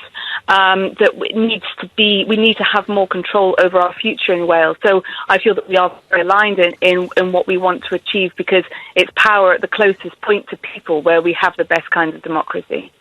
And finally, before I hand over to my guest for a few questions, there is, of course, all talk about what happens after the election. Should the election not return a clear majority? Of course, it's always very tricky when you ask leaders of parties, would they do a deal with another party? Because, of course, the answer invariably is always no. But where does the Green Party stand? Should you gain more MPs and be able to lend your support and lend your weight to a parliament that is, let's say, it's a hung parliament, would you see yourselves as being able to support a Jeremy Corbyn coming back as the largest party, or the Conservatives? Would you even consider asking something of Boris Johnson in return for putting him back in power? I mean, I'm sure it gives you no surprises that we would absolutely never support a Conservative government. We've been working to try and ensure that we are tackling the Conservative, making sure that we are working to get a different majority in Parliament. And we've always said we would never go into coalition. But if people want to talk about confidence and supply, then that's something that can be discussed. I think that in terms of coalition, it's not something that we would be supporting. OK. Bobby Friedman has a question. Hi, Amelia. What I was wondering was, you said there that the reason that you've entered into this alliance is to simply just to get the most Green Party MPs across the country. I see the logic of that, but isn't this about Brexit? Isn't that why you've said you're doing this? It's not simply to try and get Green Party MPs. It's to stop Brexit. Isn't that the purpose of this? So as Greens, we want a people's vote. We want to be making sure that now the deal is on the table, that is brought back to the people. So for people who voted leave or remain, that they have a final say on the deal that's on the table. But it is about making sure that we have, I obviously think that Greens are the best opportunity to be making sure that we are getting that clear voice in Parliament, but also to make sure that we have other people who will be challenging a lot of the problems that we've been having of deals that I feel don't represent the people, don't represent the best opportunities for our future. It's about shutting down even the language that's being used that has been unfavourable to talking about migration, to talking about the European people who make their homes here and the UK citizens who make their homes abroad. I think it's really important that we be making sure that we are challenging a lot of that rhetoric, as well as putting forward that opportunity for a people's vote. But isn't the slight trouble here that you're saying to people it's the climate change emergency election, and at the same time it actually seems that you're running this as the Brexit election? You just said before that you wouldn't in any way support a Conservative government, but you don't know what you might negotiate with a Conservative government on the on climate change when it came to it after the election. So why, if your key aim is on climate change, why not see what you can negotiate on that after the election? Well, a Conservative government has failed. Successive governments have failed to address the climate emergency. Successive governments have been putting other issues above the emergency itself. We've seen weak targets. We've seen weak action on issues like plastics. And it means that we cannot be the only real opportunity to make sure that we are tackling this climate emergency is also to ensure that social justice, that jobs, that investment in people is at the heart of those policies. And I simply don't see a Conservative government having that as its heart or priority. And right now, the Conservatives have, as I said, have failed. We've got that roadmap, and I think that it will be Greens who are the best people to be able to deliver it. But if other people want to take inspiration from what we are able to achieve, then that's fine. But it won't be in a deal. It won't be in a coalition. It would, and it certainly wouldn't be people who have attacked disabled people, who have put in unfair and unjust timescales for universal credit, and haven't actually addressed many of the issues that working people face in this country. Okay, last question from James Meadway. Yeah, sure. Hi, Amelia. It's just a quick thing. The Green Party policy is to support a people's vote. And, the Greens and Democrats, they supported the original referendum back in 2016. The Lib Dems, as I understand it, were supporting, at least until very, very recently, a revoke rather than a people's vote. But Labour Party policy is actually now to have a second referendum. So the question really is, why, particularly in quite marginal seats, are the Greens not standing down in favour of Labour candidates? I mean, we'd love to work with Labour, but Labour have made it clear that they don't want to work with us. We left that door ajar, and it's something that we talked about in 2017, but there was a refusal from the party leadership to even enter into those conversations and discussions. And I think that I know personally that it would be something that I feel would be really positive if we were able to talk to the Labour Party as well, but that door has been closed. So will you be standing down candidates where it's a marginal seat and there's a Labour Party candidate who supports Green Party policy, both on a second referendum and in practice on climate change with the 2030 target? This isn't about standing down. This is about working together with people. And I think that by the idea that we should simply be standing down without having conversations about opportunities for all parties, it means that it sends this message of almost somebody is owed votes over somebody else. And we have, as I said, we've had 2 million votes in those European elections.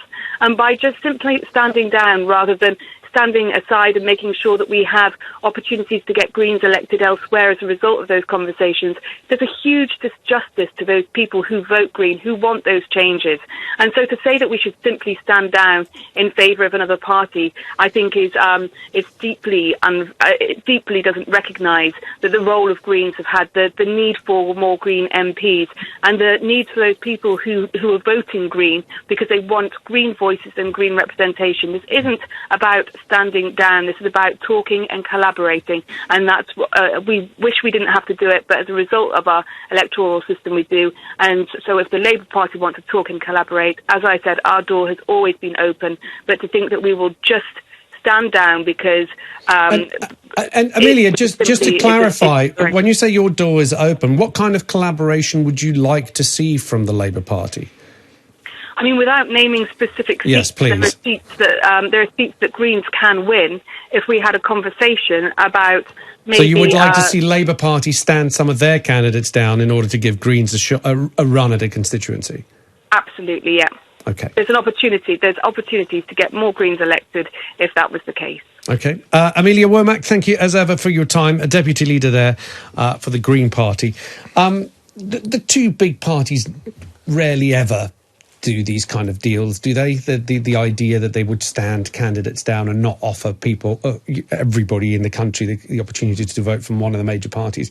So is what Amelia Womack there saying that expecting Labour to do is completely unrealistic. It's something that would never happen. It doesn't happen, because if you're saying we're a national party and we represent everybody in the country, you have to give everybody in the country a chance to vote for you. I mean, she's talking about we want Green people who support Greens the opportunity to vote Green. Well, fine, but it's not going to happen in the places where you're not going to stand. So there's already a sort of problem once you get into that kind of way of thinking about it. And are there ways of doing that in, for want of a better word, in an underhand way? Could you stand a candidate that you don't really an unknown candidate that you parachute in.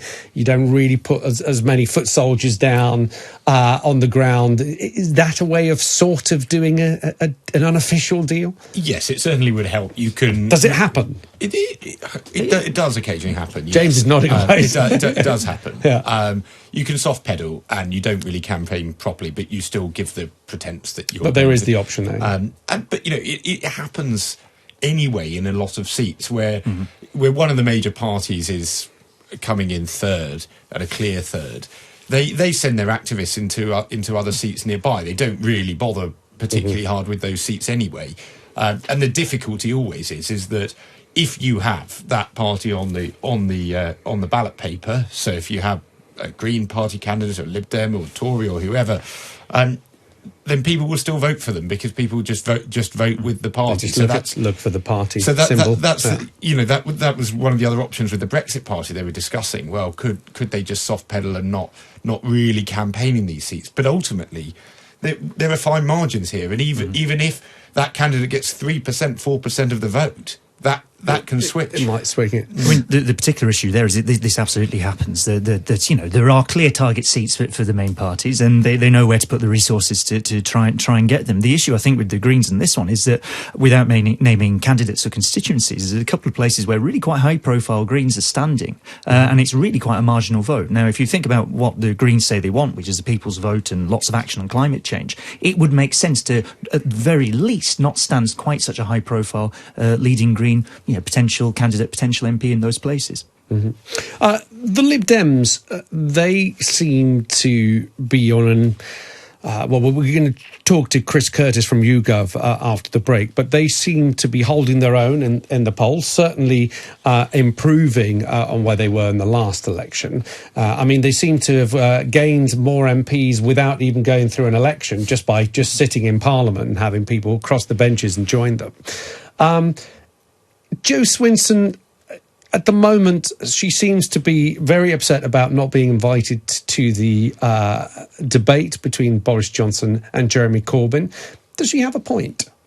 Not really. If you're going to invite, if you're going to look at the size of party representation, then the obvious next person to ask is Nicola Sturgeon at that point, rather than the Lib Dems. If you're looking at MPs with the same Parliament. argument, then why have we had Nigel Farage on? Well, I think the argument here is quite simply there will be one or other person who's going to be Prime Minister as a result of this election. It will be either Boris Johnson or Jeremy Corbyn, and they sort of get first dibs on who's going to have debates. Now, there is a case of saying perhaps a more focused debate, perhaps something where you invite Chancellor and Shadow Chancellor, maybe other people from other parties to debate specifically economic policy. But the truth, isn't it, Bobby, that to all intents and purposes of what may or may not happen in this election is that someone like Jo Swinson and the SNPs as well may play a very big part in the formation of the new government. Yes, although equally that was true of the DUP after the last election. And if you have 8 seats, I don't recall them as being on any big debates. No, and obviously it does become rather different when you're talking about the other nations other than England, because there clearly should be debates in Scotland where Nicola Sturgeon or Ian Blackford are invited to be part of that, because clearly they are, the largest party in Scotland and will be after the election, almost certainly. But I think the trouble for the Lib Dems is they are doing very well in the polls, and I think that there are numerous seats, and I won't go into the constituencies for obvious reasons, but I think there are numerous seats where even though they are in third place now, they probably will win them. So you can understand why they feel like they should be part of that national debate. But you are working on where the starting point is the last election. The Lib Dems performed very badly indeed, got a very small number of MPs. Jo Swinson isn't going to be Prime Minister, despite what she says. There's no real prospect of that. And so there is a logic that you just ask the two major party leaders who could be Prime Minister. But frankly, I think it's good news for Jeremy Corbyn, but bad news for Boris Johnson. If I was Boris Johnson... Why so? Because there are a lot of seats, and again, I won't go into which ones, but there are an awful lot of seats where the best chance for the Conservatives is that the Lib Dems come in and split the Labour vote. The Remain vote, so to speak. Exactly. And there are seats where you have Labour MPs, or that Labour has run the Tories very close in previous elections. But people are thinking, well, the Lib Dems might win here. And they may win there. But the other outcome will be that they get 15,000 votes take them away from Labour, and then the Tories come through. So I think, yes, the Conservatives are obviously vulnerable in a number of seats to Lib Dems, but actually I think the potential upside is greater in those Labour-Tory marginals. Okay, we're going to take a quick break, and then we're going to speak to Chris Curtis from YouGov, who's going to speak to us a little bit about the polling. Polling, I have to say, has been my little nemesis, because people get so excited about polls, but Joe Twyman from Delta Poll has drummed it into me now. Said never take polling as a long-term projection. It's a snapshot of the day today. So we've got to be very careful about how we look at polling. And before we go, I also want to discuss with you both a story which I thought was going to be spread all over the front pages of every single newspaper in this country, to do with this investigation of possible Russian influence in the referendum and the election. And are we drastically unprepared to have another election, not having fixed all the holes and the problems that we had with the 2017 and the referendum election? The story we're going to be discussing before we go at 12 o'clock, after which we will have Will Moy in the studio from Full Fact, looking over some of the promises and some of the stories that have been coming out this week and seeing if they hold up as facts. 0344 499 1000 is the number you need. You could tweet us here at Talk Radio. We'll be straight back after the break. On DAB, digital radio, online and on mobile. We are Talk Radio. The Alexis Conran Show on Talk Radio, with the Times and the Sunday Times. Know your times. Millions of people are missing out by having a current account that doesn't pay them any interest on their hard-earned money. TSB offers interest to all their Plus account customers for no monthly fee. Plus, you can stop your friends and family missing out by recommending the Plus account to them. And when they switch, you'll both earn £75. Search online or visit your local branch. Terms and conditions apply. Picture a boy. He's in his teens, in a classroom, distracted. What do you see? A lack of concentration? Or do you see what we see? A young man wondering how he can change the world. There are troops on peacekeeping missions that need that right now. Your army needs you. Find where you belong. Search Army jobs. Everyone knows it pays to shop around to save money on your energy deal. But who has the time? If only there was a website that did all the hard work for you year after year. Well, there is. It's called switchcraft.co.uk. They find you better energy deals and automatically switch you every time your plan ends, helping customers save an average of £219 a year on energy bills. Best of all, it's totally free. Switchcraft.co.uk. The one-stop, no-hassle route to cheaper energy. Start saving now at switchcraft.co.uk/radio. Switching made smarter.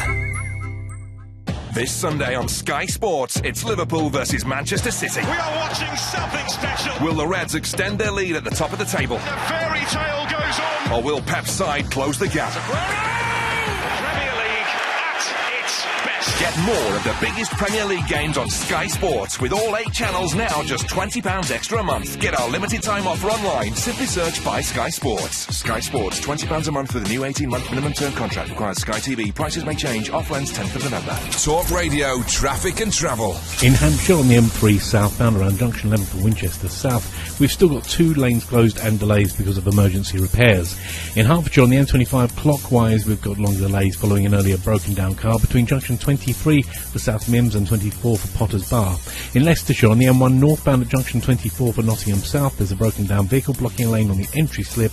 And in Staffordshire on the M6 southbound, another broken down. This is in lane 1 between Junction 15 for Stoke-on-Trent and 14 for Stafford North. I'm Michael Page. Some people find love by chance. Me, I found love in my Citroën dealership. I looked at new Citroën C5 Aircross SUV with advanced comfort seats, and boom! They say, Emmanuel, you also get 0% finance over 48 months. I say, I love it. Visit your local Citroën dealership and find love too. New Citroën C5 Aircross SUV, the most comfortable SUV. Citroën. Citroen UK Limited is a credit broker, not a lender. Conditional sale. Terms, eligibility criteria and return conditions apply. A guarantee may be required. PSA Finance UK Limited. Unconventional after-hours radio that you won't hear anywhere else. The Late Night Alternative with Ian Lee on Talk Radio. Neon lit night talk for torch singers, trolley dollies, and train wrecks like me. Is that Commando?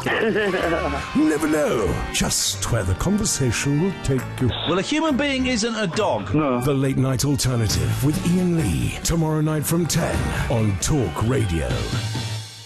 Across the UK, online and on DAB Digital Radio. The Alexis Conran Show on Talk Radio. Welcome back to the last part of the show with me, Alexis Conran, here with the Times. Know Your Times. With me, I have Bobby Friedman and James Meadway.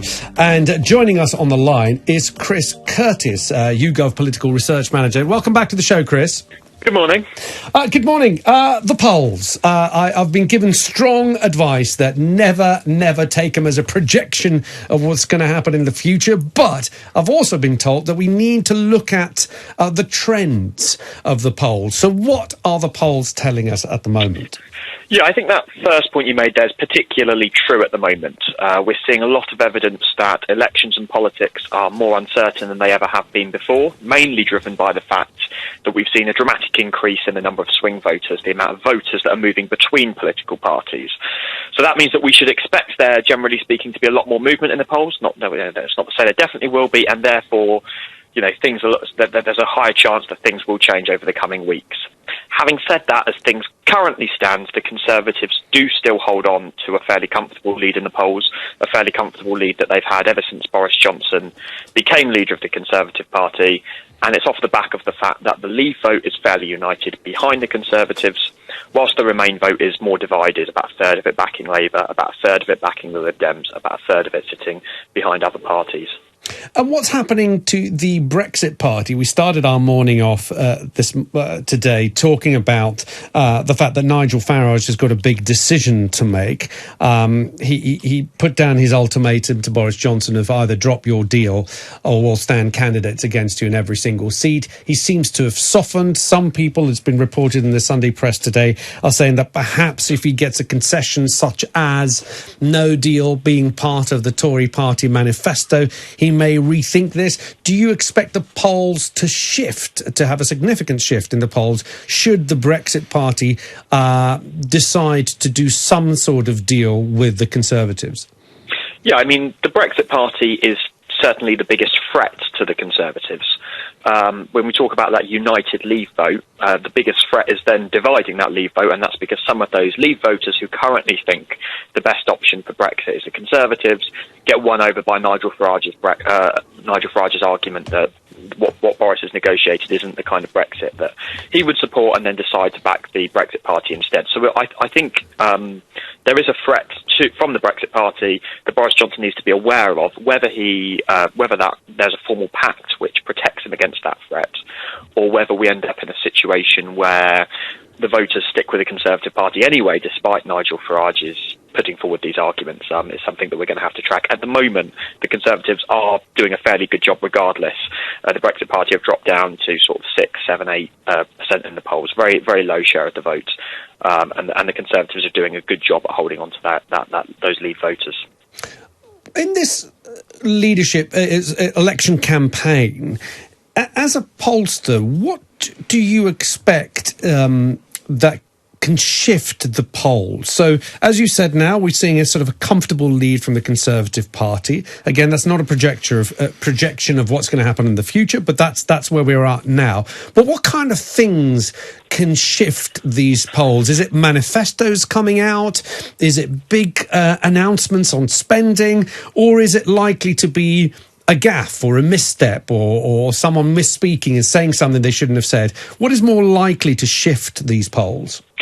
I mean, to a certain extent, it's all of the above. I think the parties need to be aware of doing things which sort of cut into the worst parts of their brand image. So if you're the Conservatives, you don't want to avoid being seen as being out of touch or, not looking after the interests of normal people, because that's already something that the public are kind of suspicious of you about. So they want to avoid the kind of gaffes that we saw from Jacob Rees-Mogg last week. I think the big things that we'll be looking out for over the coming weeks in terms of what can shape this election is firstly on leadership. Boris Johnson is overwhelmingly seen as the best Prime Minister at the moment. However, in the last election campaign, Jeremy Corbyn managed to turn those numbers around because he did well. He came across well in the campaign, came across like a good campaigner. So we'll be tracking to see if that's a trend that we see happening again, which could, of course, help the Labour Party. The other thing to bear in mind as well is that at the last general election, the two main parties got 83% of the vote between them, whereas in current polling, that's dropped off a lot as voters have started moving to other parties. So what we'll be looking out for is not just the sort of battle between Labour and the Conservatives, but how well the two main parties do at squeezing those votes back from the smaller parties that they've lost over the past couple of years.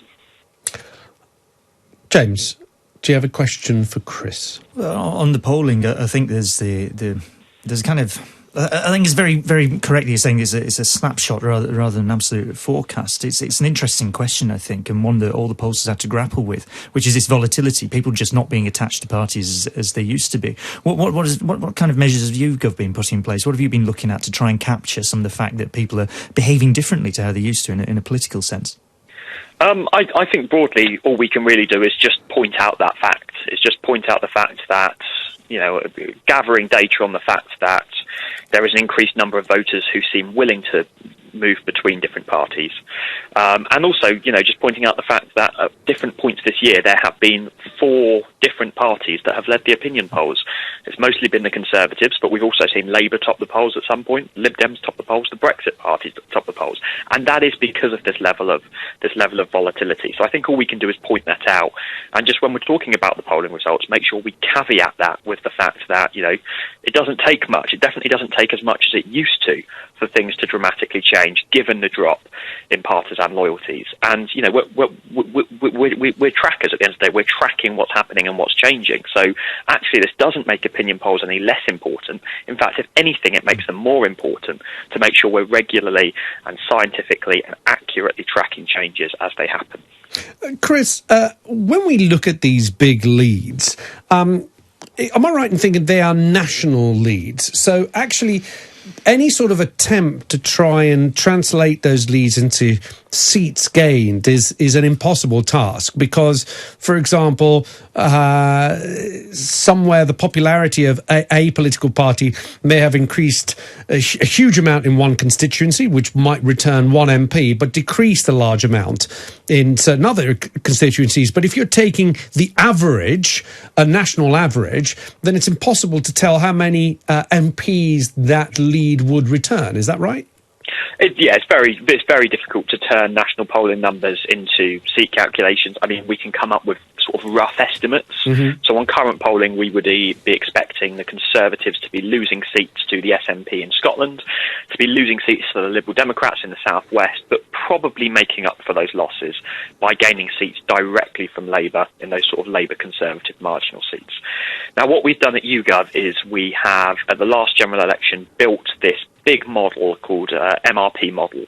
Now, what that does is it takes a load of national polling data, all of the different trends we're seeing across tens of thousands of interviews, and uses that to come up with a calculation for each constituency in the country, so we can try and work out what's happening at a local level. And we brought that out at the last election. It predicted 93% of constituencies accurately. It's also something that we're working on this time round to help us get a clearer picture of not just what's happening on a national level, but also what's happening on a constituency basis.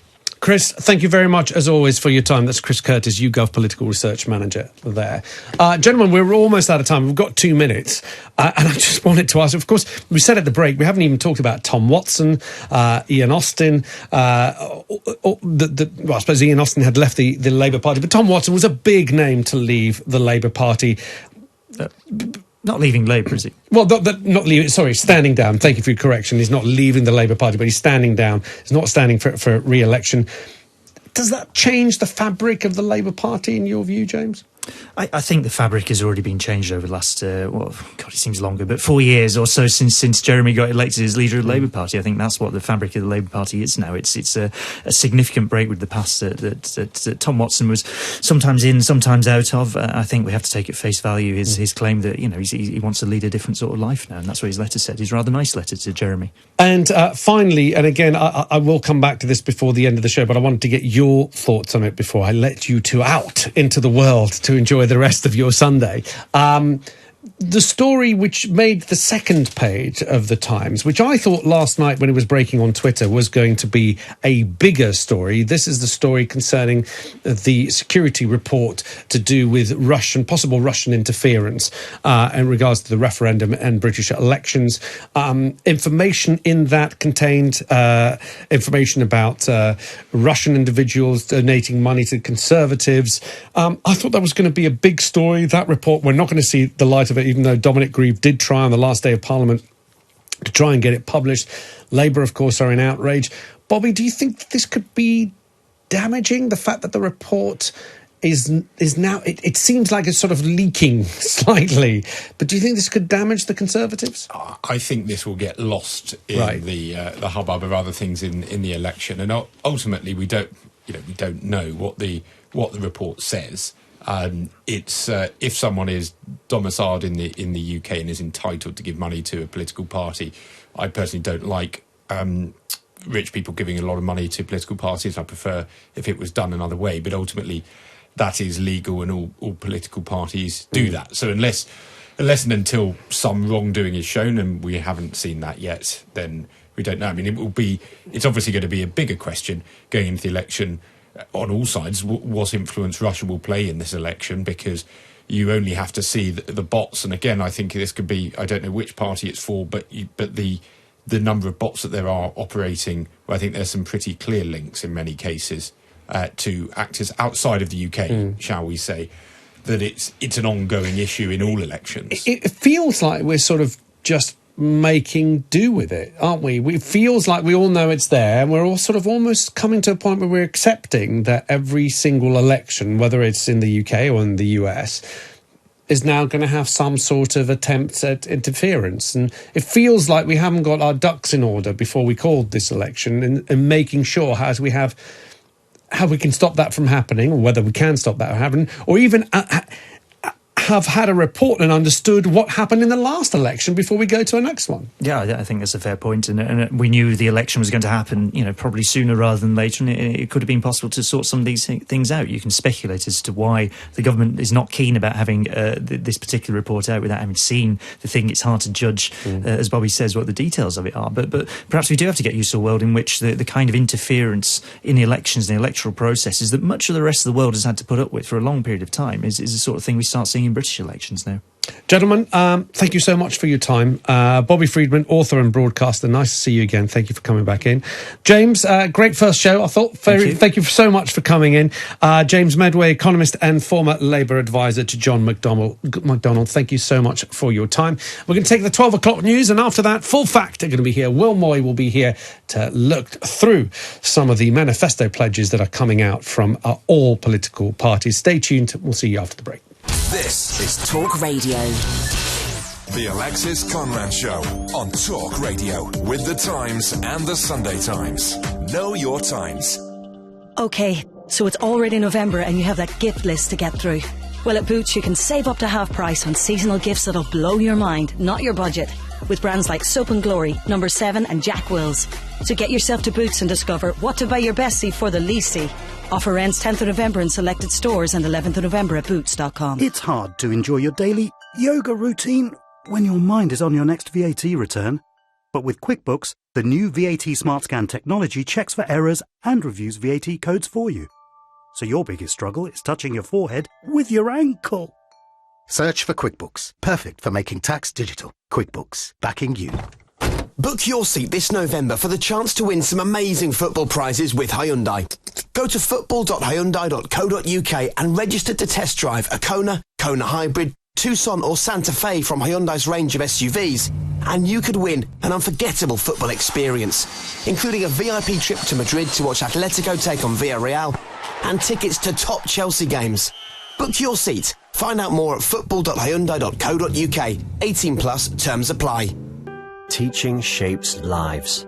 Becoming a teacher means a career of opportunities. You could head a subject department or work towards school leadership. And with a minimum starting salary of £24,000 to £30,000, teaching has never been so rewarding. Teaching.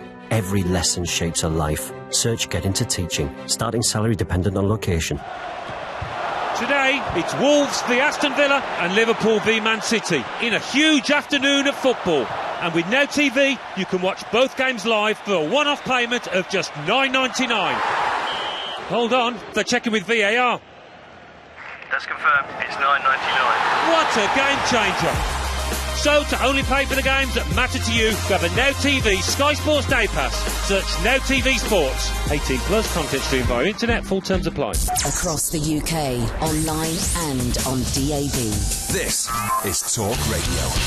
Across the UK, online and on DAB. Talk Radio, on the hour news headlines. I'm James Lower. Good afternoon. The country has fallen silent to remember its war debt. Events have been held across the country. Political leaders joined members of the royal family at the cenotaph in central London. Hundreds of armed forces personnel were also there to pay their respects to those killed in past and present conflicts. John Sheldon, a former member of the RAF, explains what today means to him. We've lost lots of guys over my career, and we still remember the First World War and the Second World War, but present in our mind as air crewmen are the ones we lost in the Falklands. Elsewhere, the Chancellor's refused to be drawn on some of his own spending plans despite attacking the Labour Party. Sajid Javid says the cost of the proposals could bankrupt the country, but Labour says the Tory party's sums aren't accurate. Officials in Australia are warning more lives could be in danger as emergency teams continue to battle wildfires. More than 70 are still burning across New South Wales, and at least 3 people have died. At an evacuation centre, Prime Minister Scott Morrison praised people's resilience. I've got to tell you, as a Prime Minister, I'm never more proud of Australians than in moments like this. They just show incredible spirit, incredible heart, incredible generosity. The bodies of a man and a woman have been found at a property in Birmingham. They were discovered in Moseley yesterday. Detectives say the couple knew each other and don't believe anyone else was involved in their deaths. And the row over new contracts for workers at supermarket giant Asda could persuade shoppers to go elsewhere, GMB is claiming. The union said a survey it commissioned showed that almost 2 out of 5 said they'd be less likely to shop at Asda after hearing the terms of the new contract. Talk Radio Sports Update. England have beaten New Zealand in the Super Over in a 9-run victory after the scores finished level in the 5th T20 in Auckland. That means they've won the series 3-2. Elsewhere, Liverpool have the opportunity to open up a 9-point gap at the top of the Premier League later as they welcome champions Manchester City to Anfield. Whilst also today, Manchester United will host Brighton at Old Trafford and it's Wolves against Aston Villa, both those games starting at 2 p.m. And Billy Joe Saunders has successfully defended his world title overnight. The WBO super middleweight champion beat Marcelo Cothares by knockout in the 11th round in Los Angeles. Talk Radio. Across the UK, online and on DAB Digital Radio. Talk Politics on Talk Radio.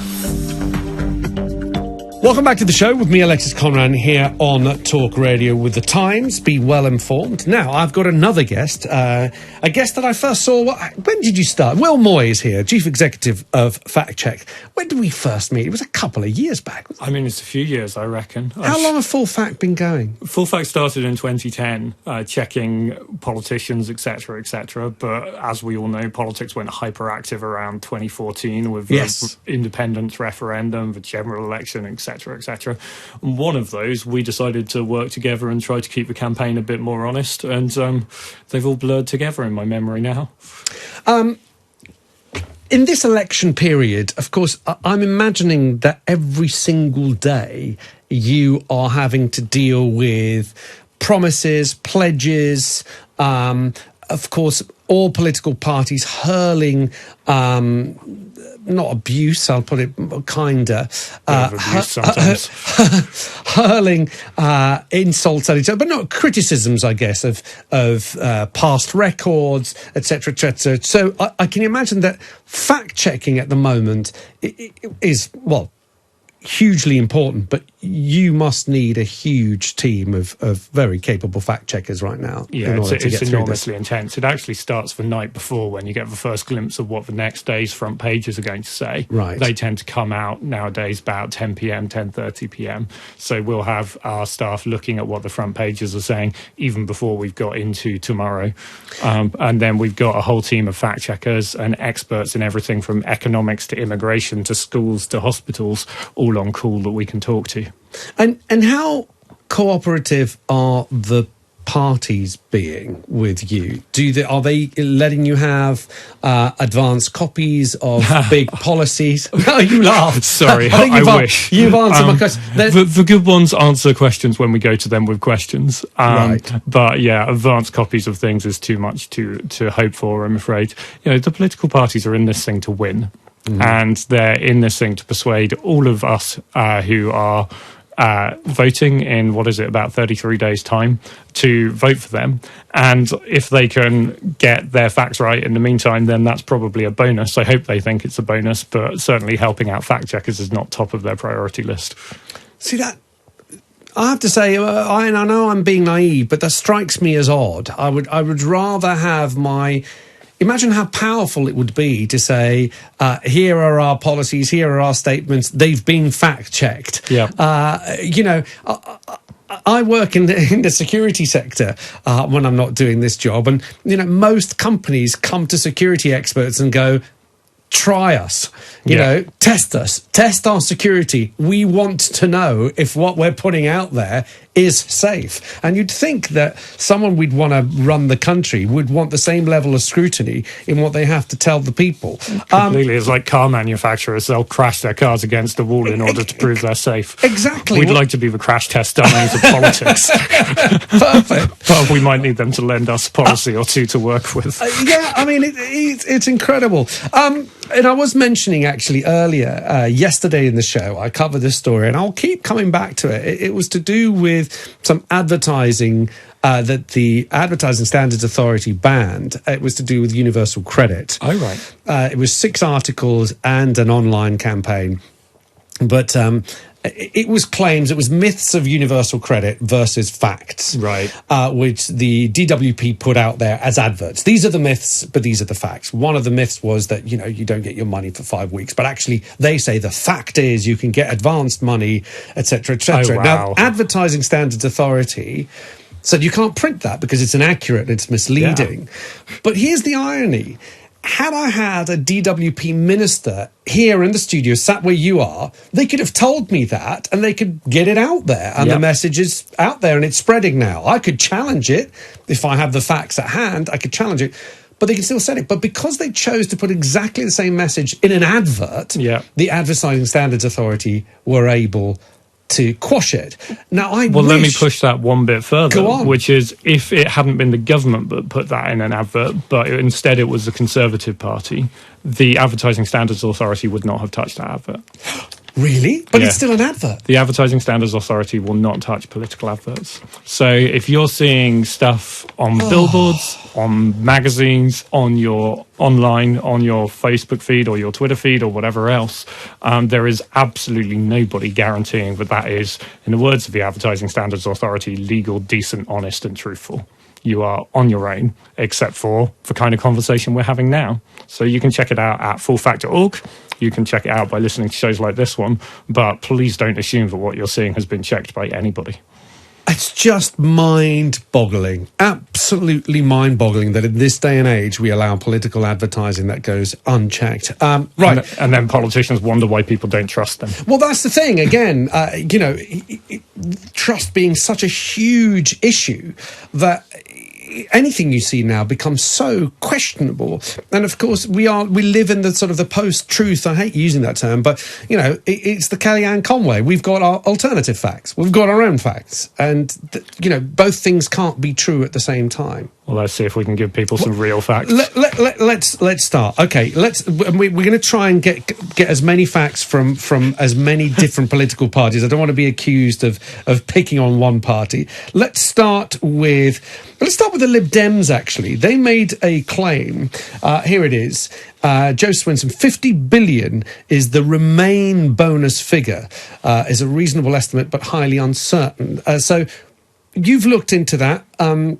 Joe Swinson on the 5th of November said, "We know that the Remain bonus will be 50 billion that we can spend on our public services, investing in our schools and the welfare system to help the poorest in the company." This is sort of the reverse of the Brexit dividend, which happened a few months ago. So 50 billion, she claims, is going to be the benefit if we cancel Brexit altogether. Yeah, and it's for we will and we know the problem here. So we know that we don't know the future, and we know that economic predictions are hard to make. But there are things we can predict reasonably well about economics. We know that countries that are physically close together tend to trade more, for example, and that's a pattern that you see all over the world. That's one of the things that feeds into the economic models that economists are using to say these are the outcomes of various different future relationships between the UK and what is currently the rest of the EU, although probably not for very much longer. So the Liberal Democrats have looked at various of these forecasts, and they've taken actually a fairly moderate, fairly careful end of those forecasts. And they've said, well, if we do stay in the EU instead of leaving, then we will have a bigger economy than we would if we left the EU, according to most standard economic forecasts. Now, that doesn't mean the economy will shrink if we leave the EU, but economists tend to think it will grow less quickly if we leave the EU than if we stay in the EU. Because it grows faster, it'll be bigger, and because it'll be bigger, people will pay more taxes, and therefore the government will have more money to spend. And that £50 billion estimate is an estimate of how big that extra amount of money it might have to spend will be. So it's a reasonable summary of some uncertain estimates. Okay, so it's not a figure that they've just plucked out of thin air. No, it isn't. And to be fair to them, when we rang them up and said, can you explain all the maths you did to get to this big number at the end, they walked us through all their calculations and they took that seriously. I'm impressed. That's all right. We're getting there. I'm impressed. But the we know we will is putting it too problematic. Strongly. Yeah.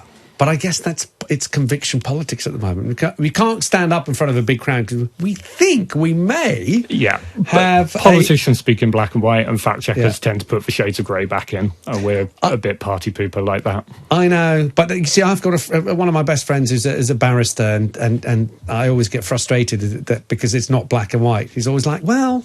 You know, there's different points of view there's different arguments you can make. But I said, I want to know, is it right or is it wrong? I said, I can't give you that answer. Let's move on to another claim. It was, again, a very big claim. Jeremy Corbyn, the Labour Party, have claimed that a deal with the US will cost the UK $500 million per week. Yeah, this is specifically about how much the NHS would spend for drugs after a trade deal with the US. And let's start by acknowledging that there is a real question here. Mm-hmm. What would be on the table about the NHS in a conversation with the US about a trade deal might well include how the NHS negotiates drug prices. And that has been the case in other countries' trade deal negotiations. The way they negotiate drug prices has been on the table.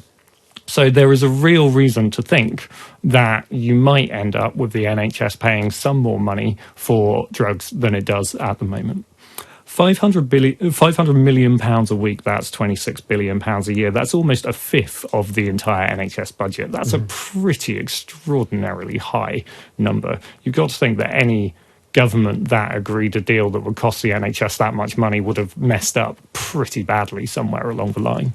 Actually, we spoke to experts of the Nuffield Trust who study healthcare, and they pointed to the example of Australia, where they did a trade deal with the US, and actually drug prices haven't changed very much. Right. So it's reasonable to think there might be, this is a real risk. this is something that's worth talking about, that politicians should be scrutinising. But the idea that we're suddenly going to be paying £500 a week more for drugs on the NHS is...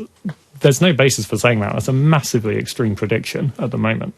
So we could say that is a figure that's just been... Did you speak to the Labour Party? Did they tell you where they came up with that figure? I wasn't directly involved in that conversation, so I don't know what conversations my colleagues had with the Labour Party there.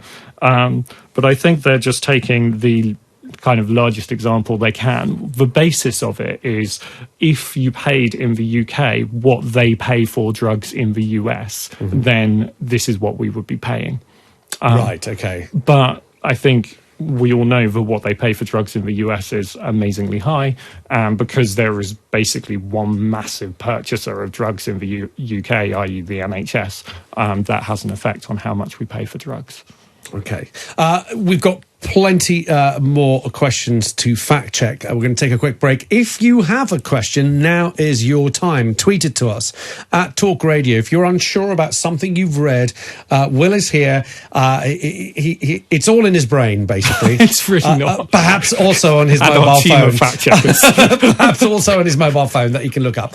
But now is your chance, and we are hoping to do this. This will become a regular feature. So you can call in, and you can also tweet us with your questions. If there's a claim that you've seen and you want it fact checked, get in touch with us. And also, my advice to you out there: if it's a claim that you've seen that you agree with, you want that fact checked even more, because if you want to bring it into an argument, perhaps with your family, perhaps with somebody else, you want to put it out on Twitter, make sure that if you agree with it, it stands up. Trust me, that is the way that you win arguments. 0344 499 1000 is the number you need. You could tweet us here at Talk Radio. Will be with me until 12:30, so you've got enough time. Get your tweets in, get your questions in, and we'll see if we can answer them for you.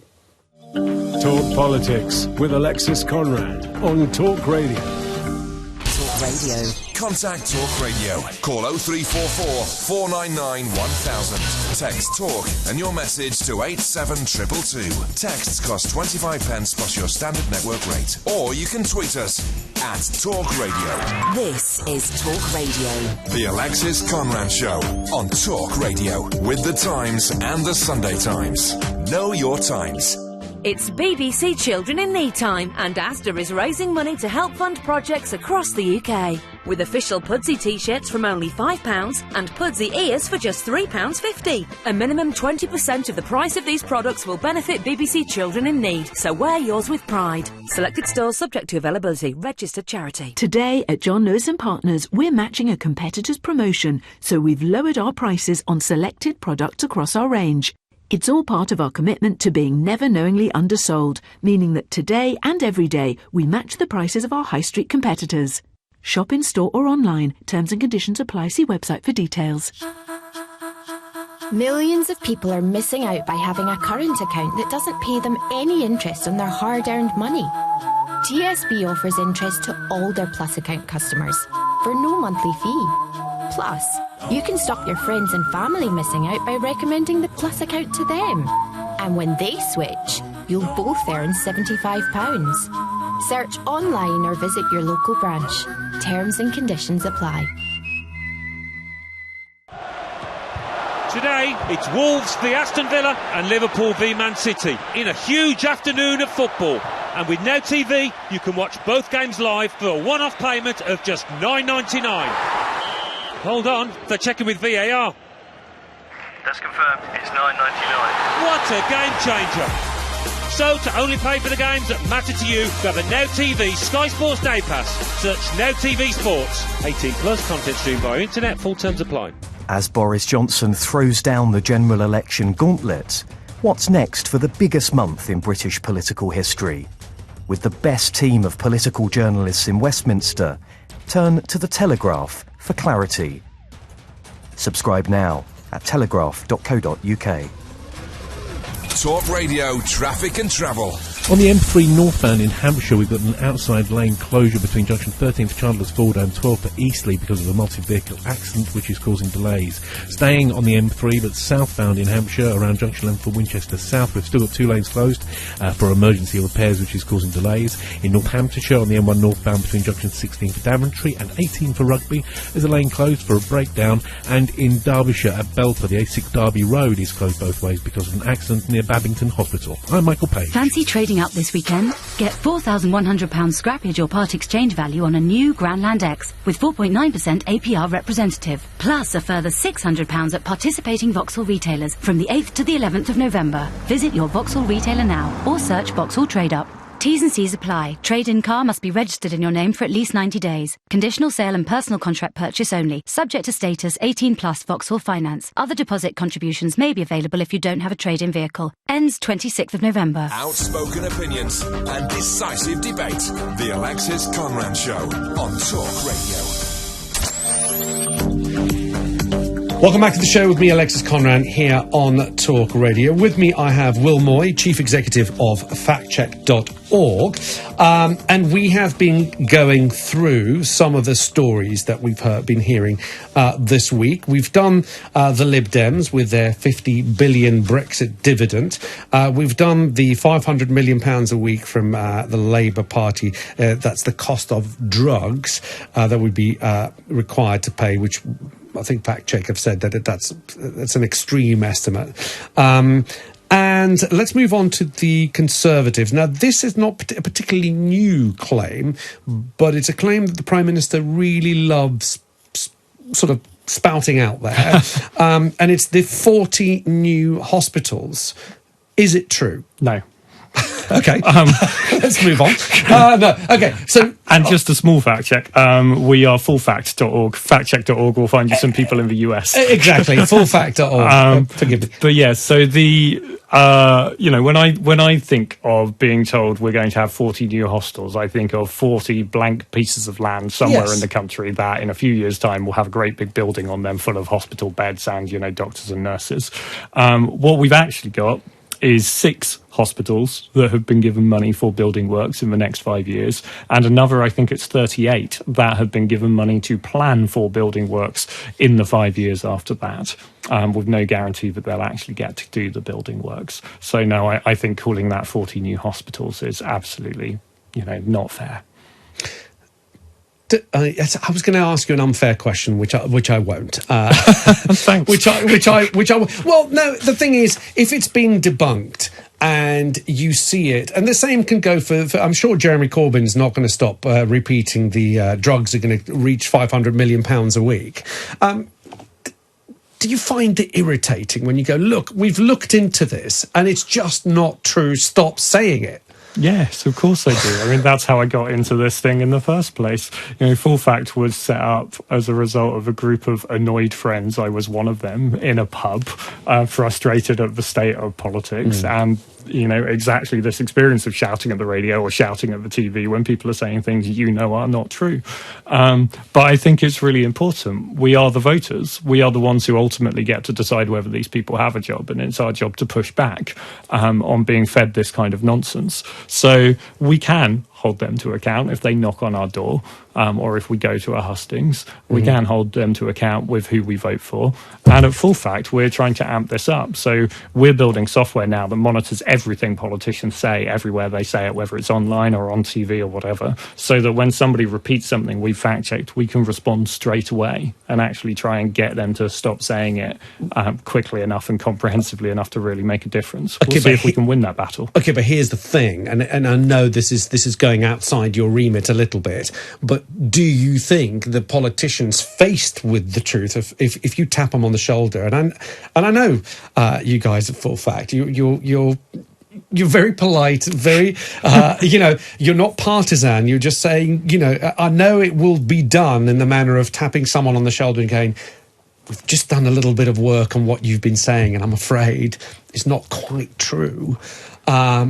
Do you think that politicians will go, oh, okay, my bad, I'll stop saying it? Or do you think that they'll just continue? Sometimes they do take it all back. So we had an example the other day where a politician actually published a video online saying, look, I'm terribly sorry, I got that completely wrong. Here's what the actual figures are. Amazing. Yeah, so it does happen. Credit there to Layla Moran, MP, or Lib Dem not MP. Currently an MP because she's standing for re-election. She's a Lib Dem candidate, yeah. I will give her credit. Two of her colleagues from the same party failed to do the same thing, including their party leader. But there are MPs who will stand up and correct the record when they make mistakes. And that's really important to say. They are not all lying to us all of the time. People do make genuine mistakes, and people do try to clear up the record sometimes when they make mistakes.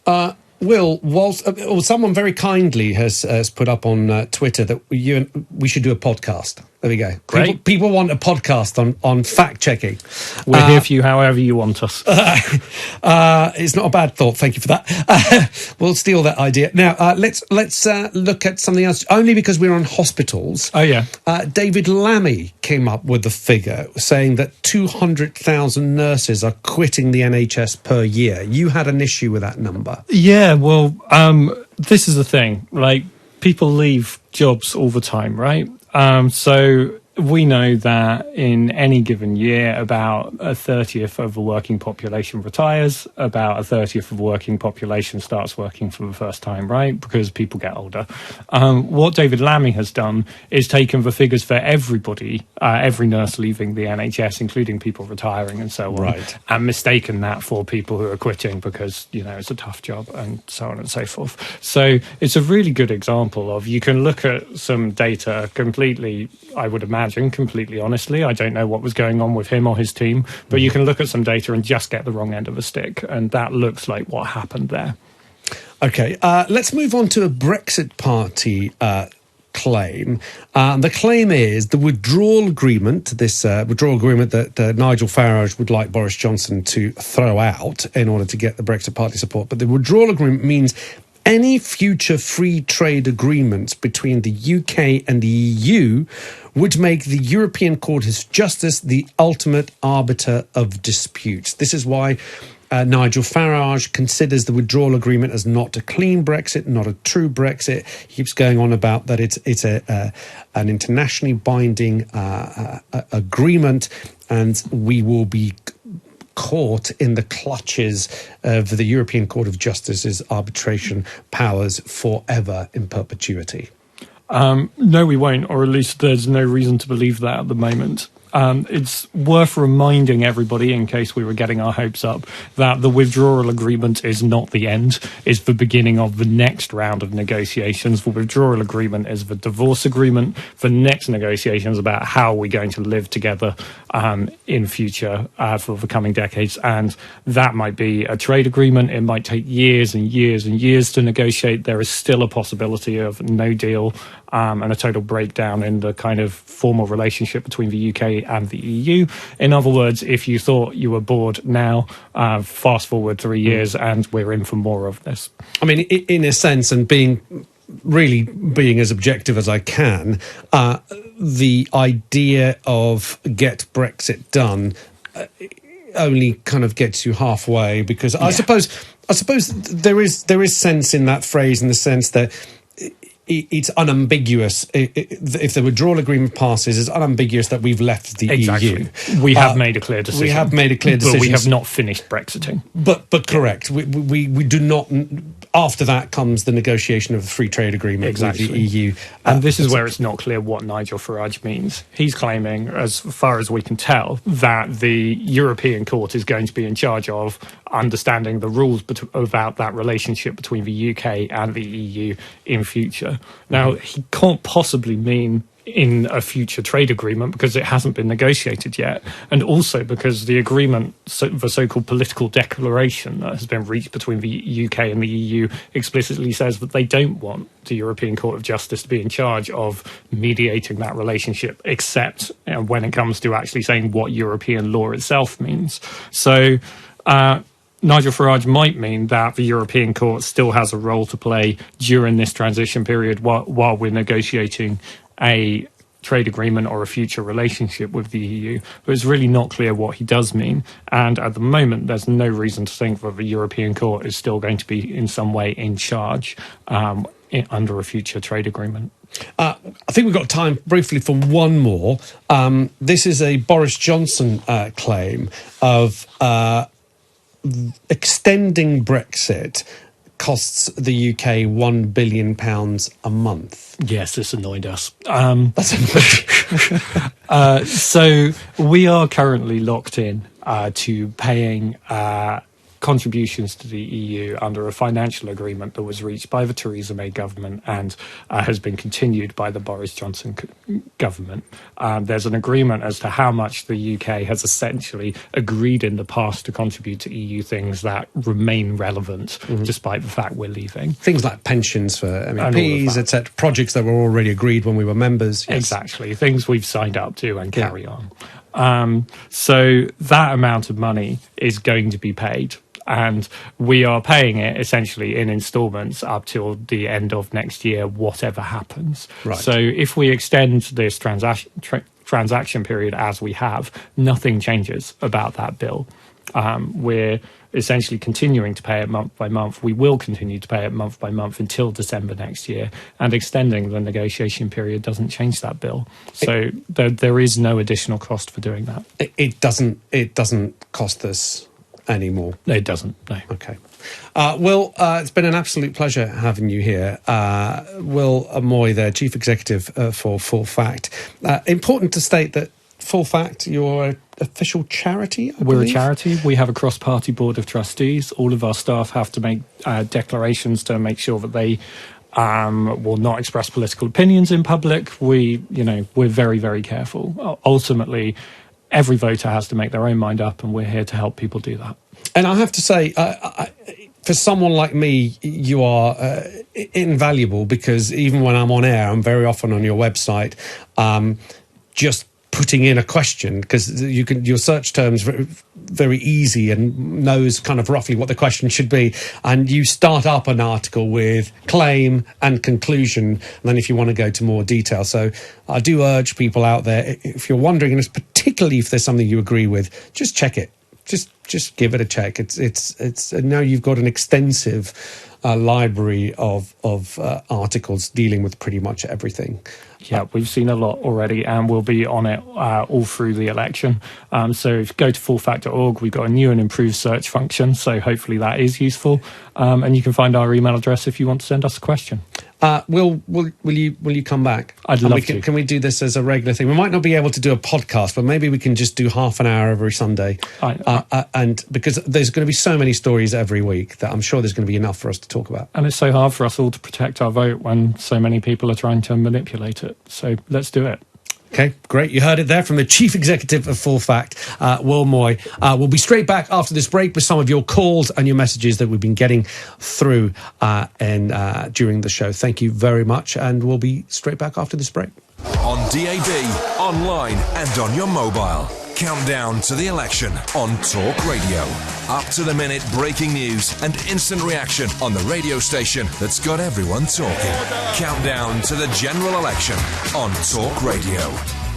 Parties contesting the general election include the Conservatives, Labour, Liberal Democrats, the SNP, Plaid Cymru, Green Party, UKIP and the Brexit Party. Across the UK, online and on DAB Digital Radio. The Alexis Conran Show on Talk Radio. That was great. Thank you for your questions. I'm sorry, there was a question here that I didn't spot on my screen. But do you know what? Will has just agreed on his way out to come back next Sunday. I will save this question and ask it to Will next week, I promise. That's from Great Brit on YouTube. I'm going to take a screenshot of your question and put it to Will. But if you want to know the answer now, just head on to Full Fact and ask it. If it's not there, I'll make sure that it gets to Will and we can look into it. And I'm really excited that we can get this feature all the way through the election. I think it's really important.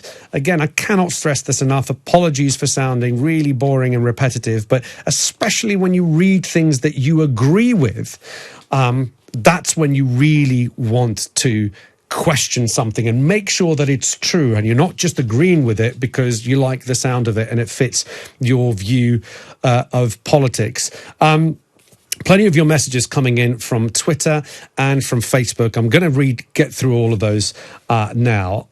We asked the question of what would you write in your own manifesto if you were coming up with a manifesto.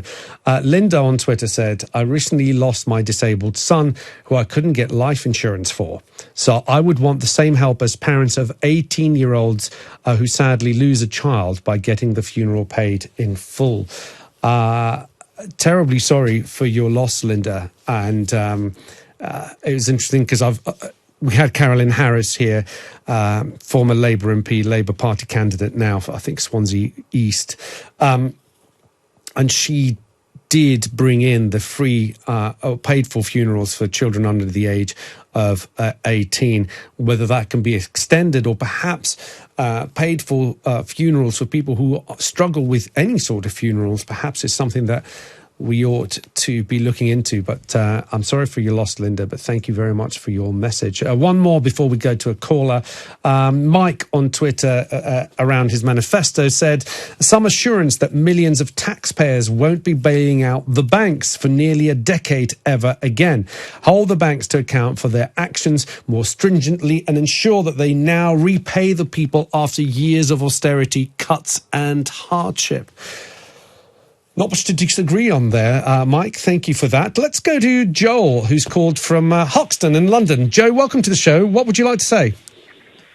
Yeah, hi, Alexis. Look, I'd just like to point out, I guess going back to the Brexit referendum in 2016 and the previous referendum, we had all these issues with foreign influence and sort of dark money coming into the UK, backing particular political parties and Brexit. Well, those are allegations. Nothing has been proven. There's things that. Well, we know the money's come in, and we know that there's no electoral laws against us in Northern Ireland to funnel money into the UK. So yeah, those things are facts. Whether people have actually broken any law in the UK, I think, is a separate matter. Yes. The key thing is, if we don't know who is influencing our election, how can we trust in the outcome of this coming vote? And so, I think what this kind of raises is a raft of wider regulatory and enforcement issues. And your previous message came through about the regulation of the banks, and obviously there are some similarities here with the failure to regulate and enforce the financial system and the failure to regulate and enforce breaches in our political system. So I think regulation has to be a far bigger topic in this coming election, in the coming manifestos, in terms of how do we ensure the public interest is served and the people regulating these areas, like election laws, like our financial system, actually have the tools to protect the public from abuses that are occurring. And are your fears allayed at all from, for example, Twitter banning political advertising?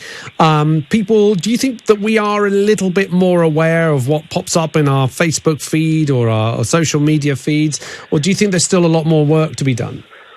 I mean, I think what Twitter's done is clearly a positive step. I think my concern is Facebook has a far bigger impact because more people use it. You've got Nick Clegg, who's now political advisor to Facebook in the UK. They're not doing anything to counter fake ads by politicians on their site, which I think is, it's a really sort of poor, message setting from Facebook to say, look, go ahead, despite what's happened with Cambridge Analytica, we're going to let people, abuse the public and peddle fake news again. So I think, that obviously still needs to be tightened up, and I would argue probably these monopolies, these big platforms like Twitter and Facebook, probably have too much power. I mean, I think, there should be much more stringent controls on the content of output that gets shared on them. But I think that, again, comes back to electoral laws and preventing, for example, political parties from engaging in kind of fake news in the first place. I think let's control the, how content is created and by whom it's created. And then there's a bigger issue, as you point out, about, which platforms that information is being shared on. Joel, thank you very much for your call. That's Joel in Hoxton. Let's move to Chris in Brighton. Chris, welcome to the show. What would you like to say? Hi, Alexis. Yeah, how you doing? I'm good, mate. What would you like to say? Good. I'm just finding out taking issue with the Jacob Rees-Mogg comments, and you see it on the media everywhere at the moment. And I just believe it's being sensationalised. I mean, if you look at what he actually says, he's saying it's an absolute tragedy. It's a tragedy. I think he repeats it 3 or 4 times. It's a total tragedy.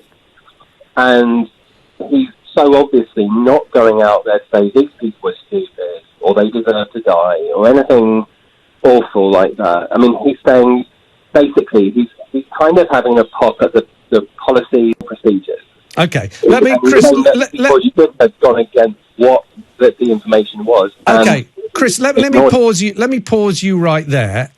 Do you have what he actually said on hand? Because I do, and I'm happy to read it out for you. I've read it. I'm sorry, I just watched it again just before. He says, and I quote.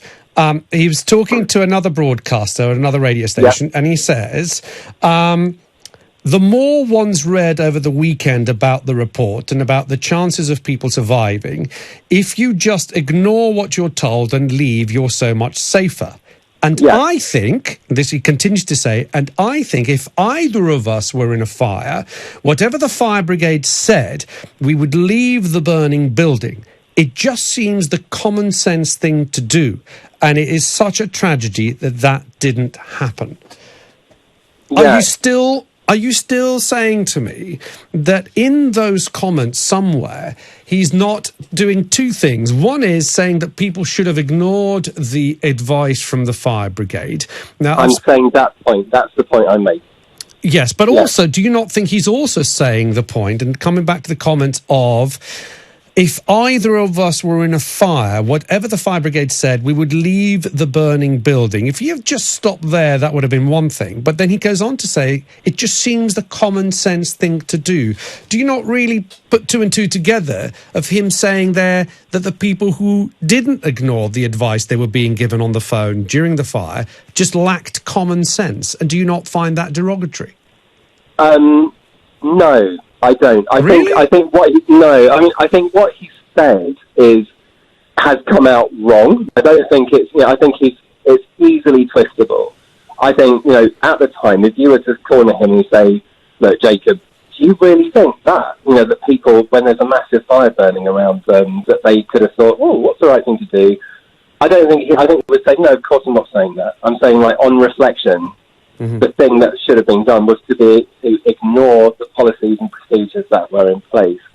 And do you think a front bench minister, do you think a front bench government minister saying that you should ignore London Fire Brigade policy, which is at the moment being under review, again, is not a derogatory issue? Well, I mean, I think that's the issue. Not that he thinks people were stupid and deserve to die. Well, he didn't say that. He didn't say they were stupid or deserved to die. And I don't think anybody's suggesting he did.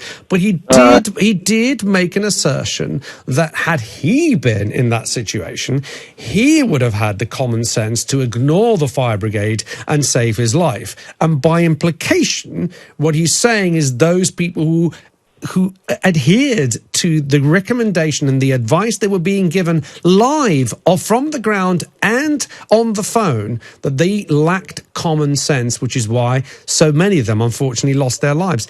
I think it's an appalling thing to say, Chris.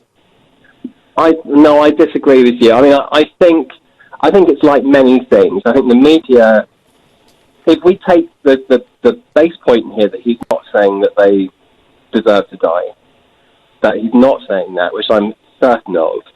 If we take that point, we should move on. Because we're twisting words.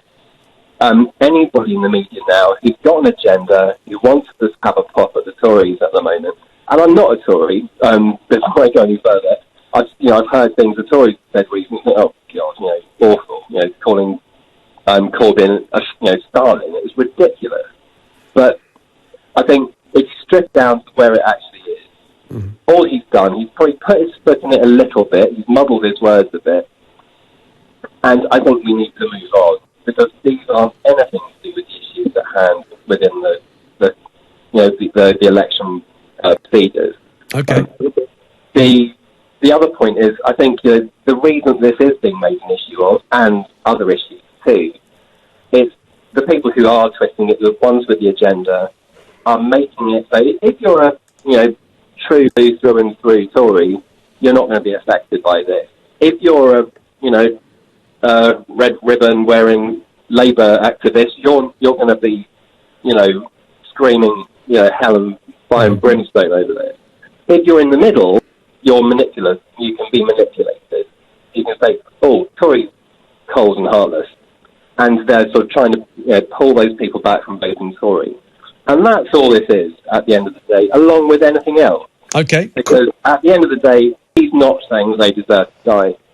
Okay, Chris, sorry, I had to move on there because I have to go to a break. But Chris, I thank you for your call and thank you for putting your point across very, very clearly. That's Chris from Brighton there. And I guess he is right. We disagree on his main point, but he is right that all these stories are targeted on the don't knows. They are targeted on the people who are in the middle. Chris is absolutely right to say that that's probably going to have very little effect for people who have already made up their mind or who feel a certain allegiance to their political party. But we all know that elections are won and lost on the don't knows. It's the people in the middle. It's the floating voter. It's the people that have voted for every, the rainbow voters, the people that have voted for every party, depending on what they hear and what they like. I guess it's the people that are open to having their minds changed.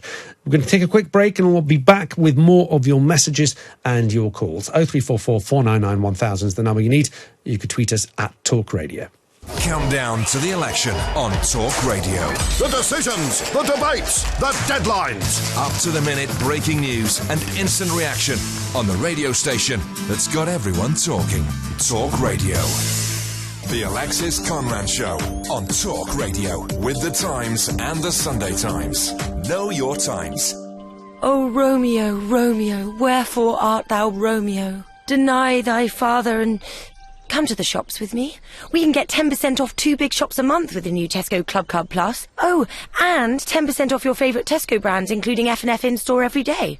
All for $7.99 a month. New Tesco Club Card Plus. Value you can't stop talking about. Subscribe online today. £200 max spend per shop. In-store spend only. Club Card app required. Exclusions apply. See online for details. Book your seat this November for the chance to win some amazing football prizes with Hyundai. Go to football.hyundai.co.uk and register to test drive a Kona, Kona Hybrid, Tucson or Santa Fe from Hyundai's range of SUVs, and you could win an unforgettable football experience, including a VIP trip to Madrid to watch Atletico take on Villarreal and tickets to top Chelsea games. Book your seat. Find out more at football.hyundai.co.uk. 18 plus, terms apply. This Sunday on Sky Sports, it's Liverpool versus Manchester City. We are watching something special. Will the Reds extend their lead at the top of the table? The fairy tale goes on. Or will Pep's side close the gap? The Premier League at its best. Get more of the biggest Premier League games on Sky Sports with all 8 channels now just £20 extra a month. Get our limited time offer online. Simply search by Sky Sports. Sky Sports, £20 a month with a new 18-month minimum term contract. Requires Sky TV. Prices may change. Offer ends 10th of November. She did hit her first word. Go on, say it again for Mummy. Nada. Mama. Oh. Savings. Did you hear that? Savings account. Teaching your kids how to save may not be this easy, but you can get them learning good habits and skills from an early age, thanks to the range of children's savings accounts from Yorkshire Building Society. Just another example of real help with real life. Find out more at ybs.co.uk. Talk Radio, traffic and travel. In Greater Manchester, the A56 Chester Road is closed between Stretford and Old Trafford for Remembrance Sunday. In Northamptonshire on the M1 northbound, a broken down van is blocking a lane between junction 16 for Daventry and 18 for Rugby, but it's moving pretty well. However, in Hampshire on the M3 southbound, we've still got 2 lanes closed and delays around junction 11 for Winchester South for emergency repairs. And also in Hampshire on the M3 northbound between junction 13 for Chandler's Ford and junction 12, we've got a multi-vehicle accident. Lane 3 is still closed and there are delays on the approach. I'm Michael Page. Fancy trading up this weekend? Get £4,100 scrappage or part exchange value on a new Grandland X with 4.9% APR representative. Plus a further £600 at participating Vauxhall retailers from the 8th to the 11th of November. Visit your Vauxhall retailer now or search Vauxhall Trade Up. T's and C's apply. Trade-in car must be registered in your name for at least 90 days. Conditional sale and personal contract purchase only. Subject to status 18 plus Vauxhall Finance. Other deposit contributions may be available if you don't have a trade-in vehicle. Ends 26th of November. Across the UK, online and on DAB. The Independent Republic of Mike Graham on Talk Radio. Blasted rhetoric from the Banana Republic. Join me, the Reverend Mike Graham. Revolutionary, rebellious, rebuilt, rebranded. Dangerous mid-morning debate with the great dictator. The Independent Republic of Mike Graham. Tomorrow morning from 10. On Talk Radio. Outspoken opinions and decisive debate. The Alexis Conran Show on Talk Radio. Welcome back to the last part of the show. Jamie East will be here soon to tell us what's coming up on his show, taking over from 1 o'clock. We've been asking the question, what would be in your manifesto? John on YouTube said, my policy would be to make all MPs take a legally binding oath not to lie. Good luck with that one, John. It's a good idea, though.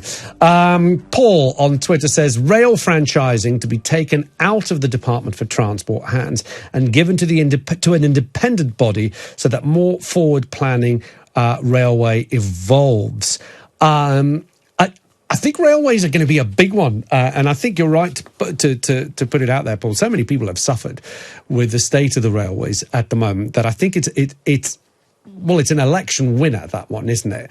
The idea that you're going to make the railways better. How you do that is a different question, whether it is renationalising them, whether it is what you suggest here, make the rail franchising, take it out of the Department of Transport and give it to an independent body so more forward planning goes into it. You'd think that any planning on railways is going to be forward planning, although we were talking on the show yesterday about HS2 and how MPs knew that it was going to be £1 billion over budget and still voted it through. But thank you for that, Paul on Twitter. Gully on YouTube in the manifesto question says universal basic income would be part of your manifesto pledge. It's a subject we've talked about a lot here, universal basic income, the idea that every man, woman and child, whether they're in work or out of work, whether they're rich or they're a billionaire, all receive a basic income that continues whether you're in or out of work. It is a great idea. I don't think it's been tested enough to see it on a manifesto.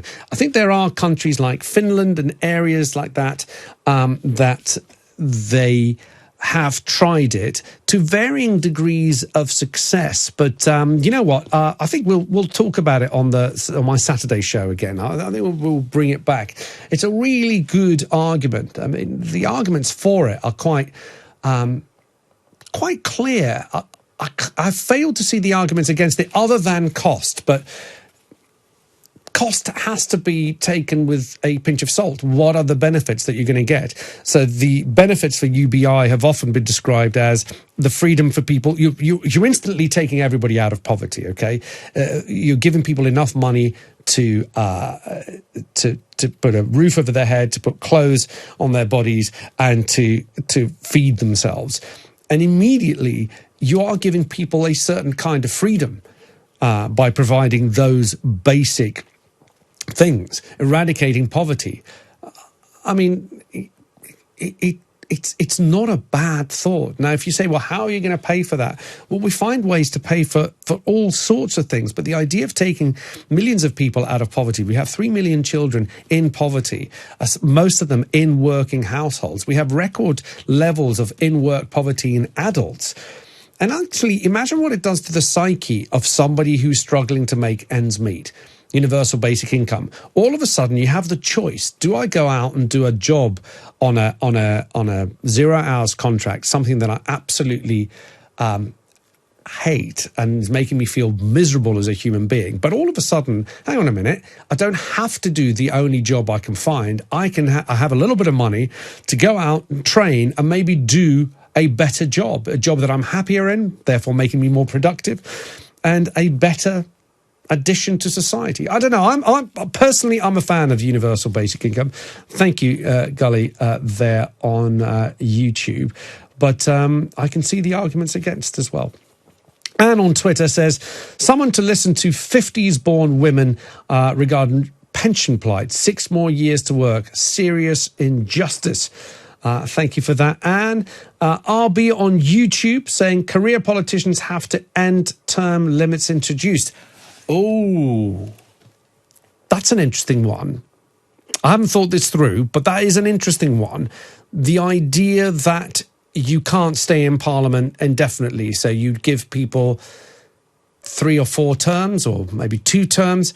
However, the problem becomes, as we discussed earlier in the show, that you're seeing difficulty in getting even candidates to stand. All of a sudden, politics is becoming a very unattractive job, a very unattractive profession. Look at the abuse that people are getting. Look at the difficulty they have just to go about doing their jobs. You have people from both sides of the argument getting bricks thrown through their constituency office windows.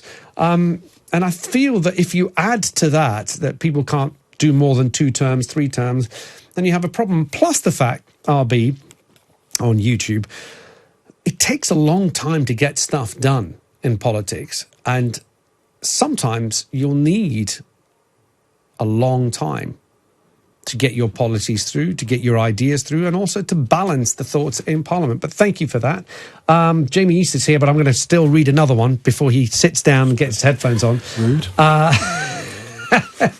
Harry on YouTube says, legalise drugs and tax them and put the money in the NHS. Well, thanks for that, Harry. Again, we talked about this yesterday on the show. A lot of MPs have done a revised outlook into legalisation of all drugs. We've had examples. Actually, the legalisation versus the possession being allowed, decriminalisation, there's a big conversation there, but decriminalisation has worked in Portugal, seeing drug use and drug deaths plummet. So yes, I'm with you on that one. We have like 30 seconds. What's going on? Jamie East, he's here. How you doing? I'm good. Nice to see you. How many arguments this week? Any? Quite a lot, yeah. There were two arguing in the lift on the way back down. I know. That's the... What is it about? What do you do to people? What's in the water? I just get, I just get people to chat. We're not even allowed to talk politics anymore. You've got 10 seconds. What's coming up? Music, TV, Music, film. TV, film. Brilliant. Enjoy. Quiz. What do you want? I want it all. It's all coming up after the 1 o'clock. Jamie East here, taking you through all the way up to 4 o'clock. Enjoy. It's the 1 o'clock news next. We are Talk Radio. The Alexis Conran Show on Talk Radio with The Times and The Sunday Times. Know your times. Today, it's Wolves v Aston Villa and Liverpool v Man City in a huge afternoon of football. And with Now TV, you can watch both games live for a one-off payment of just $9.99. Hold on, they're checking with VAR. That's confirmed. It's $9.99. What a game changer. So to only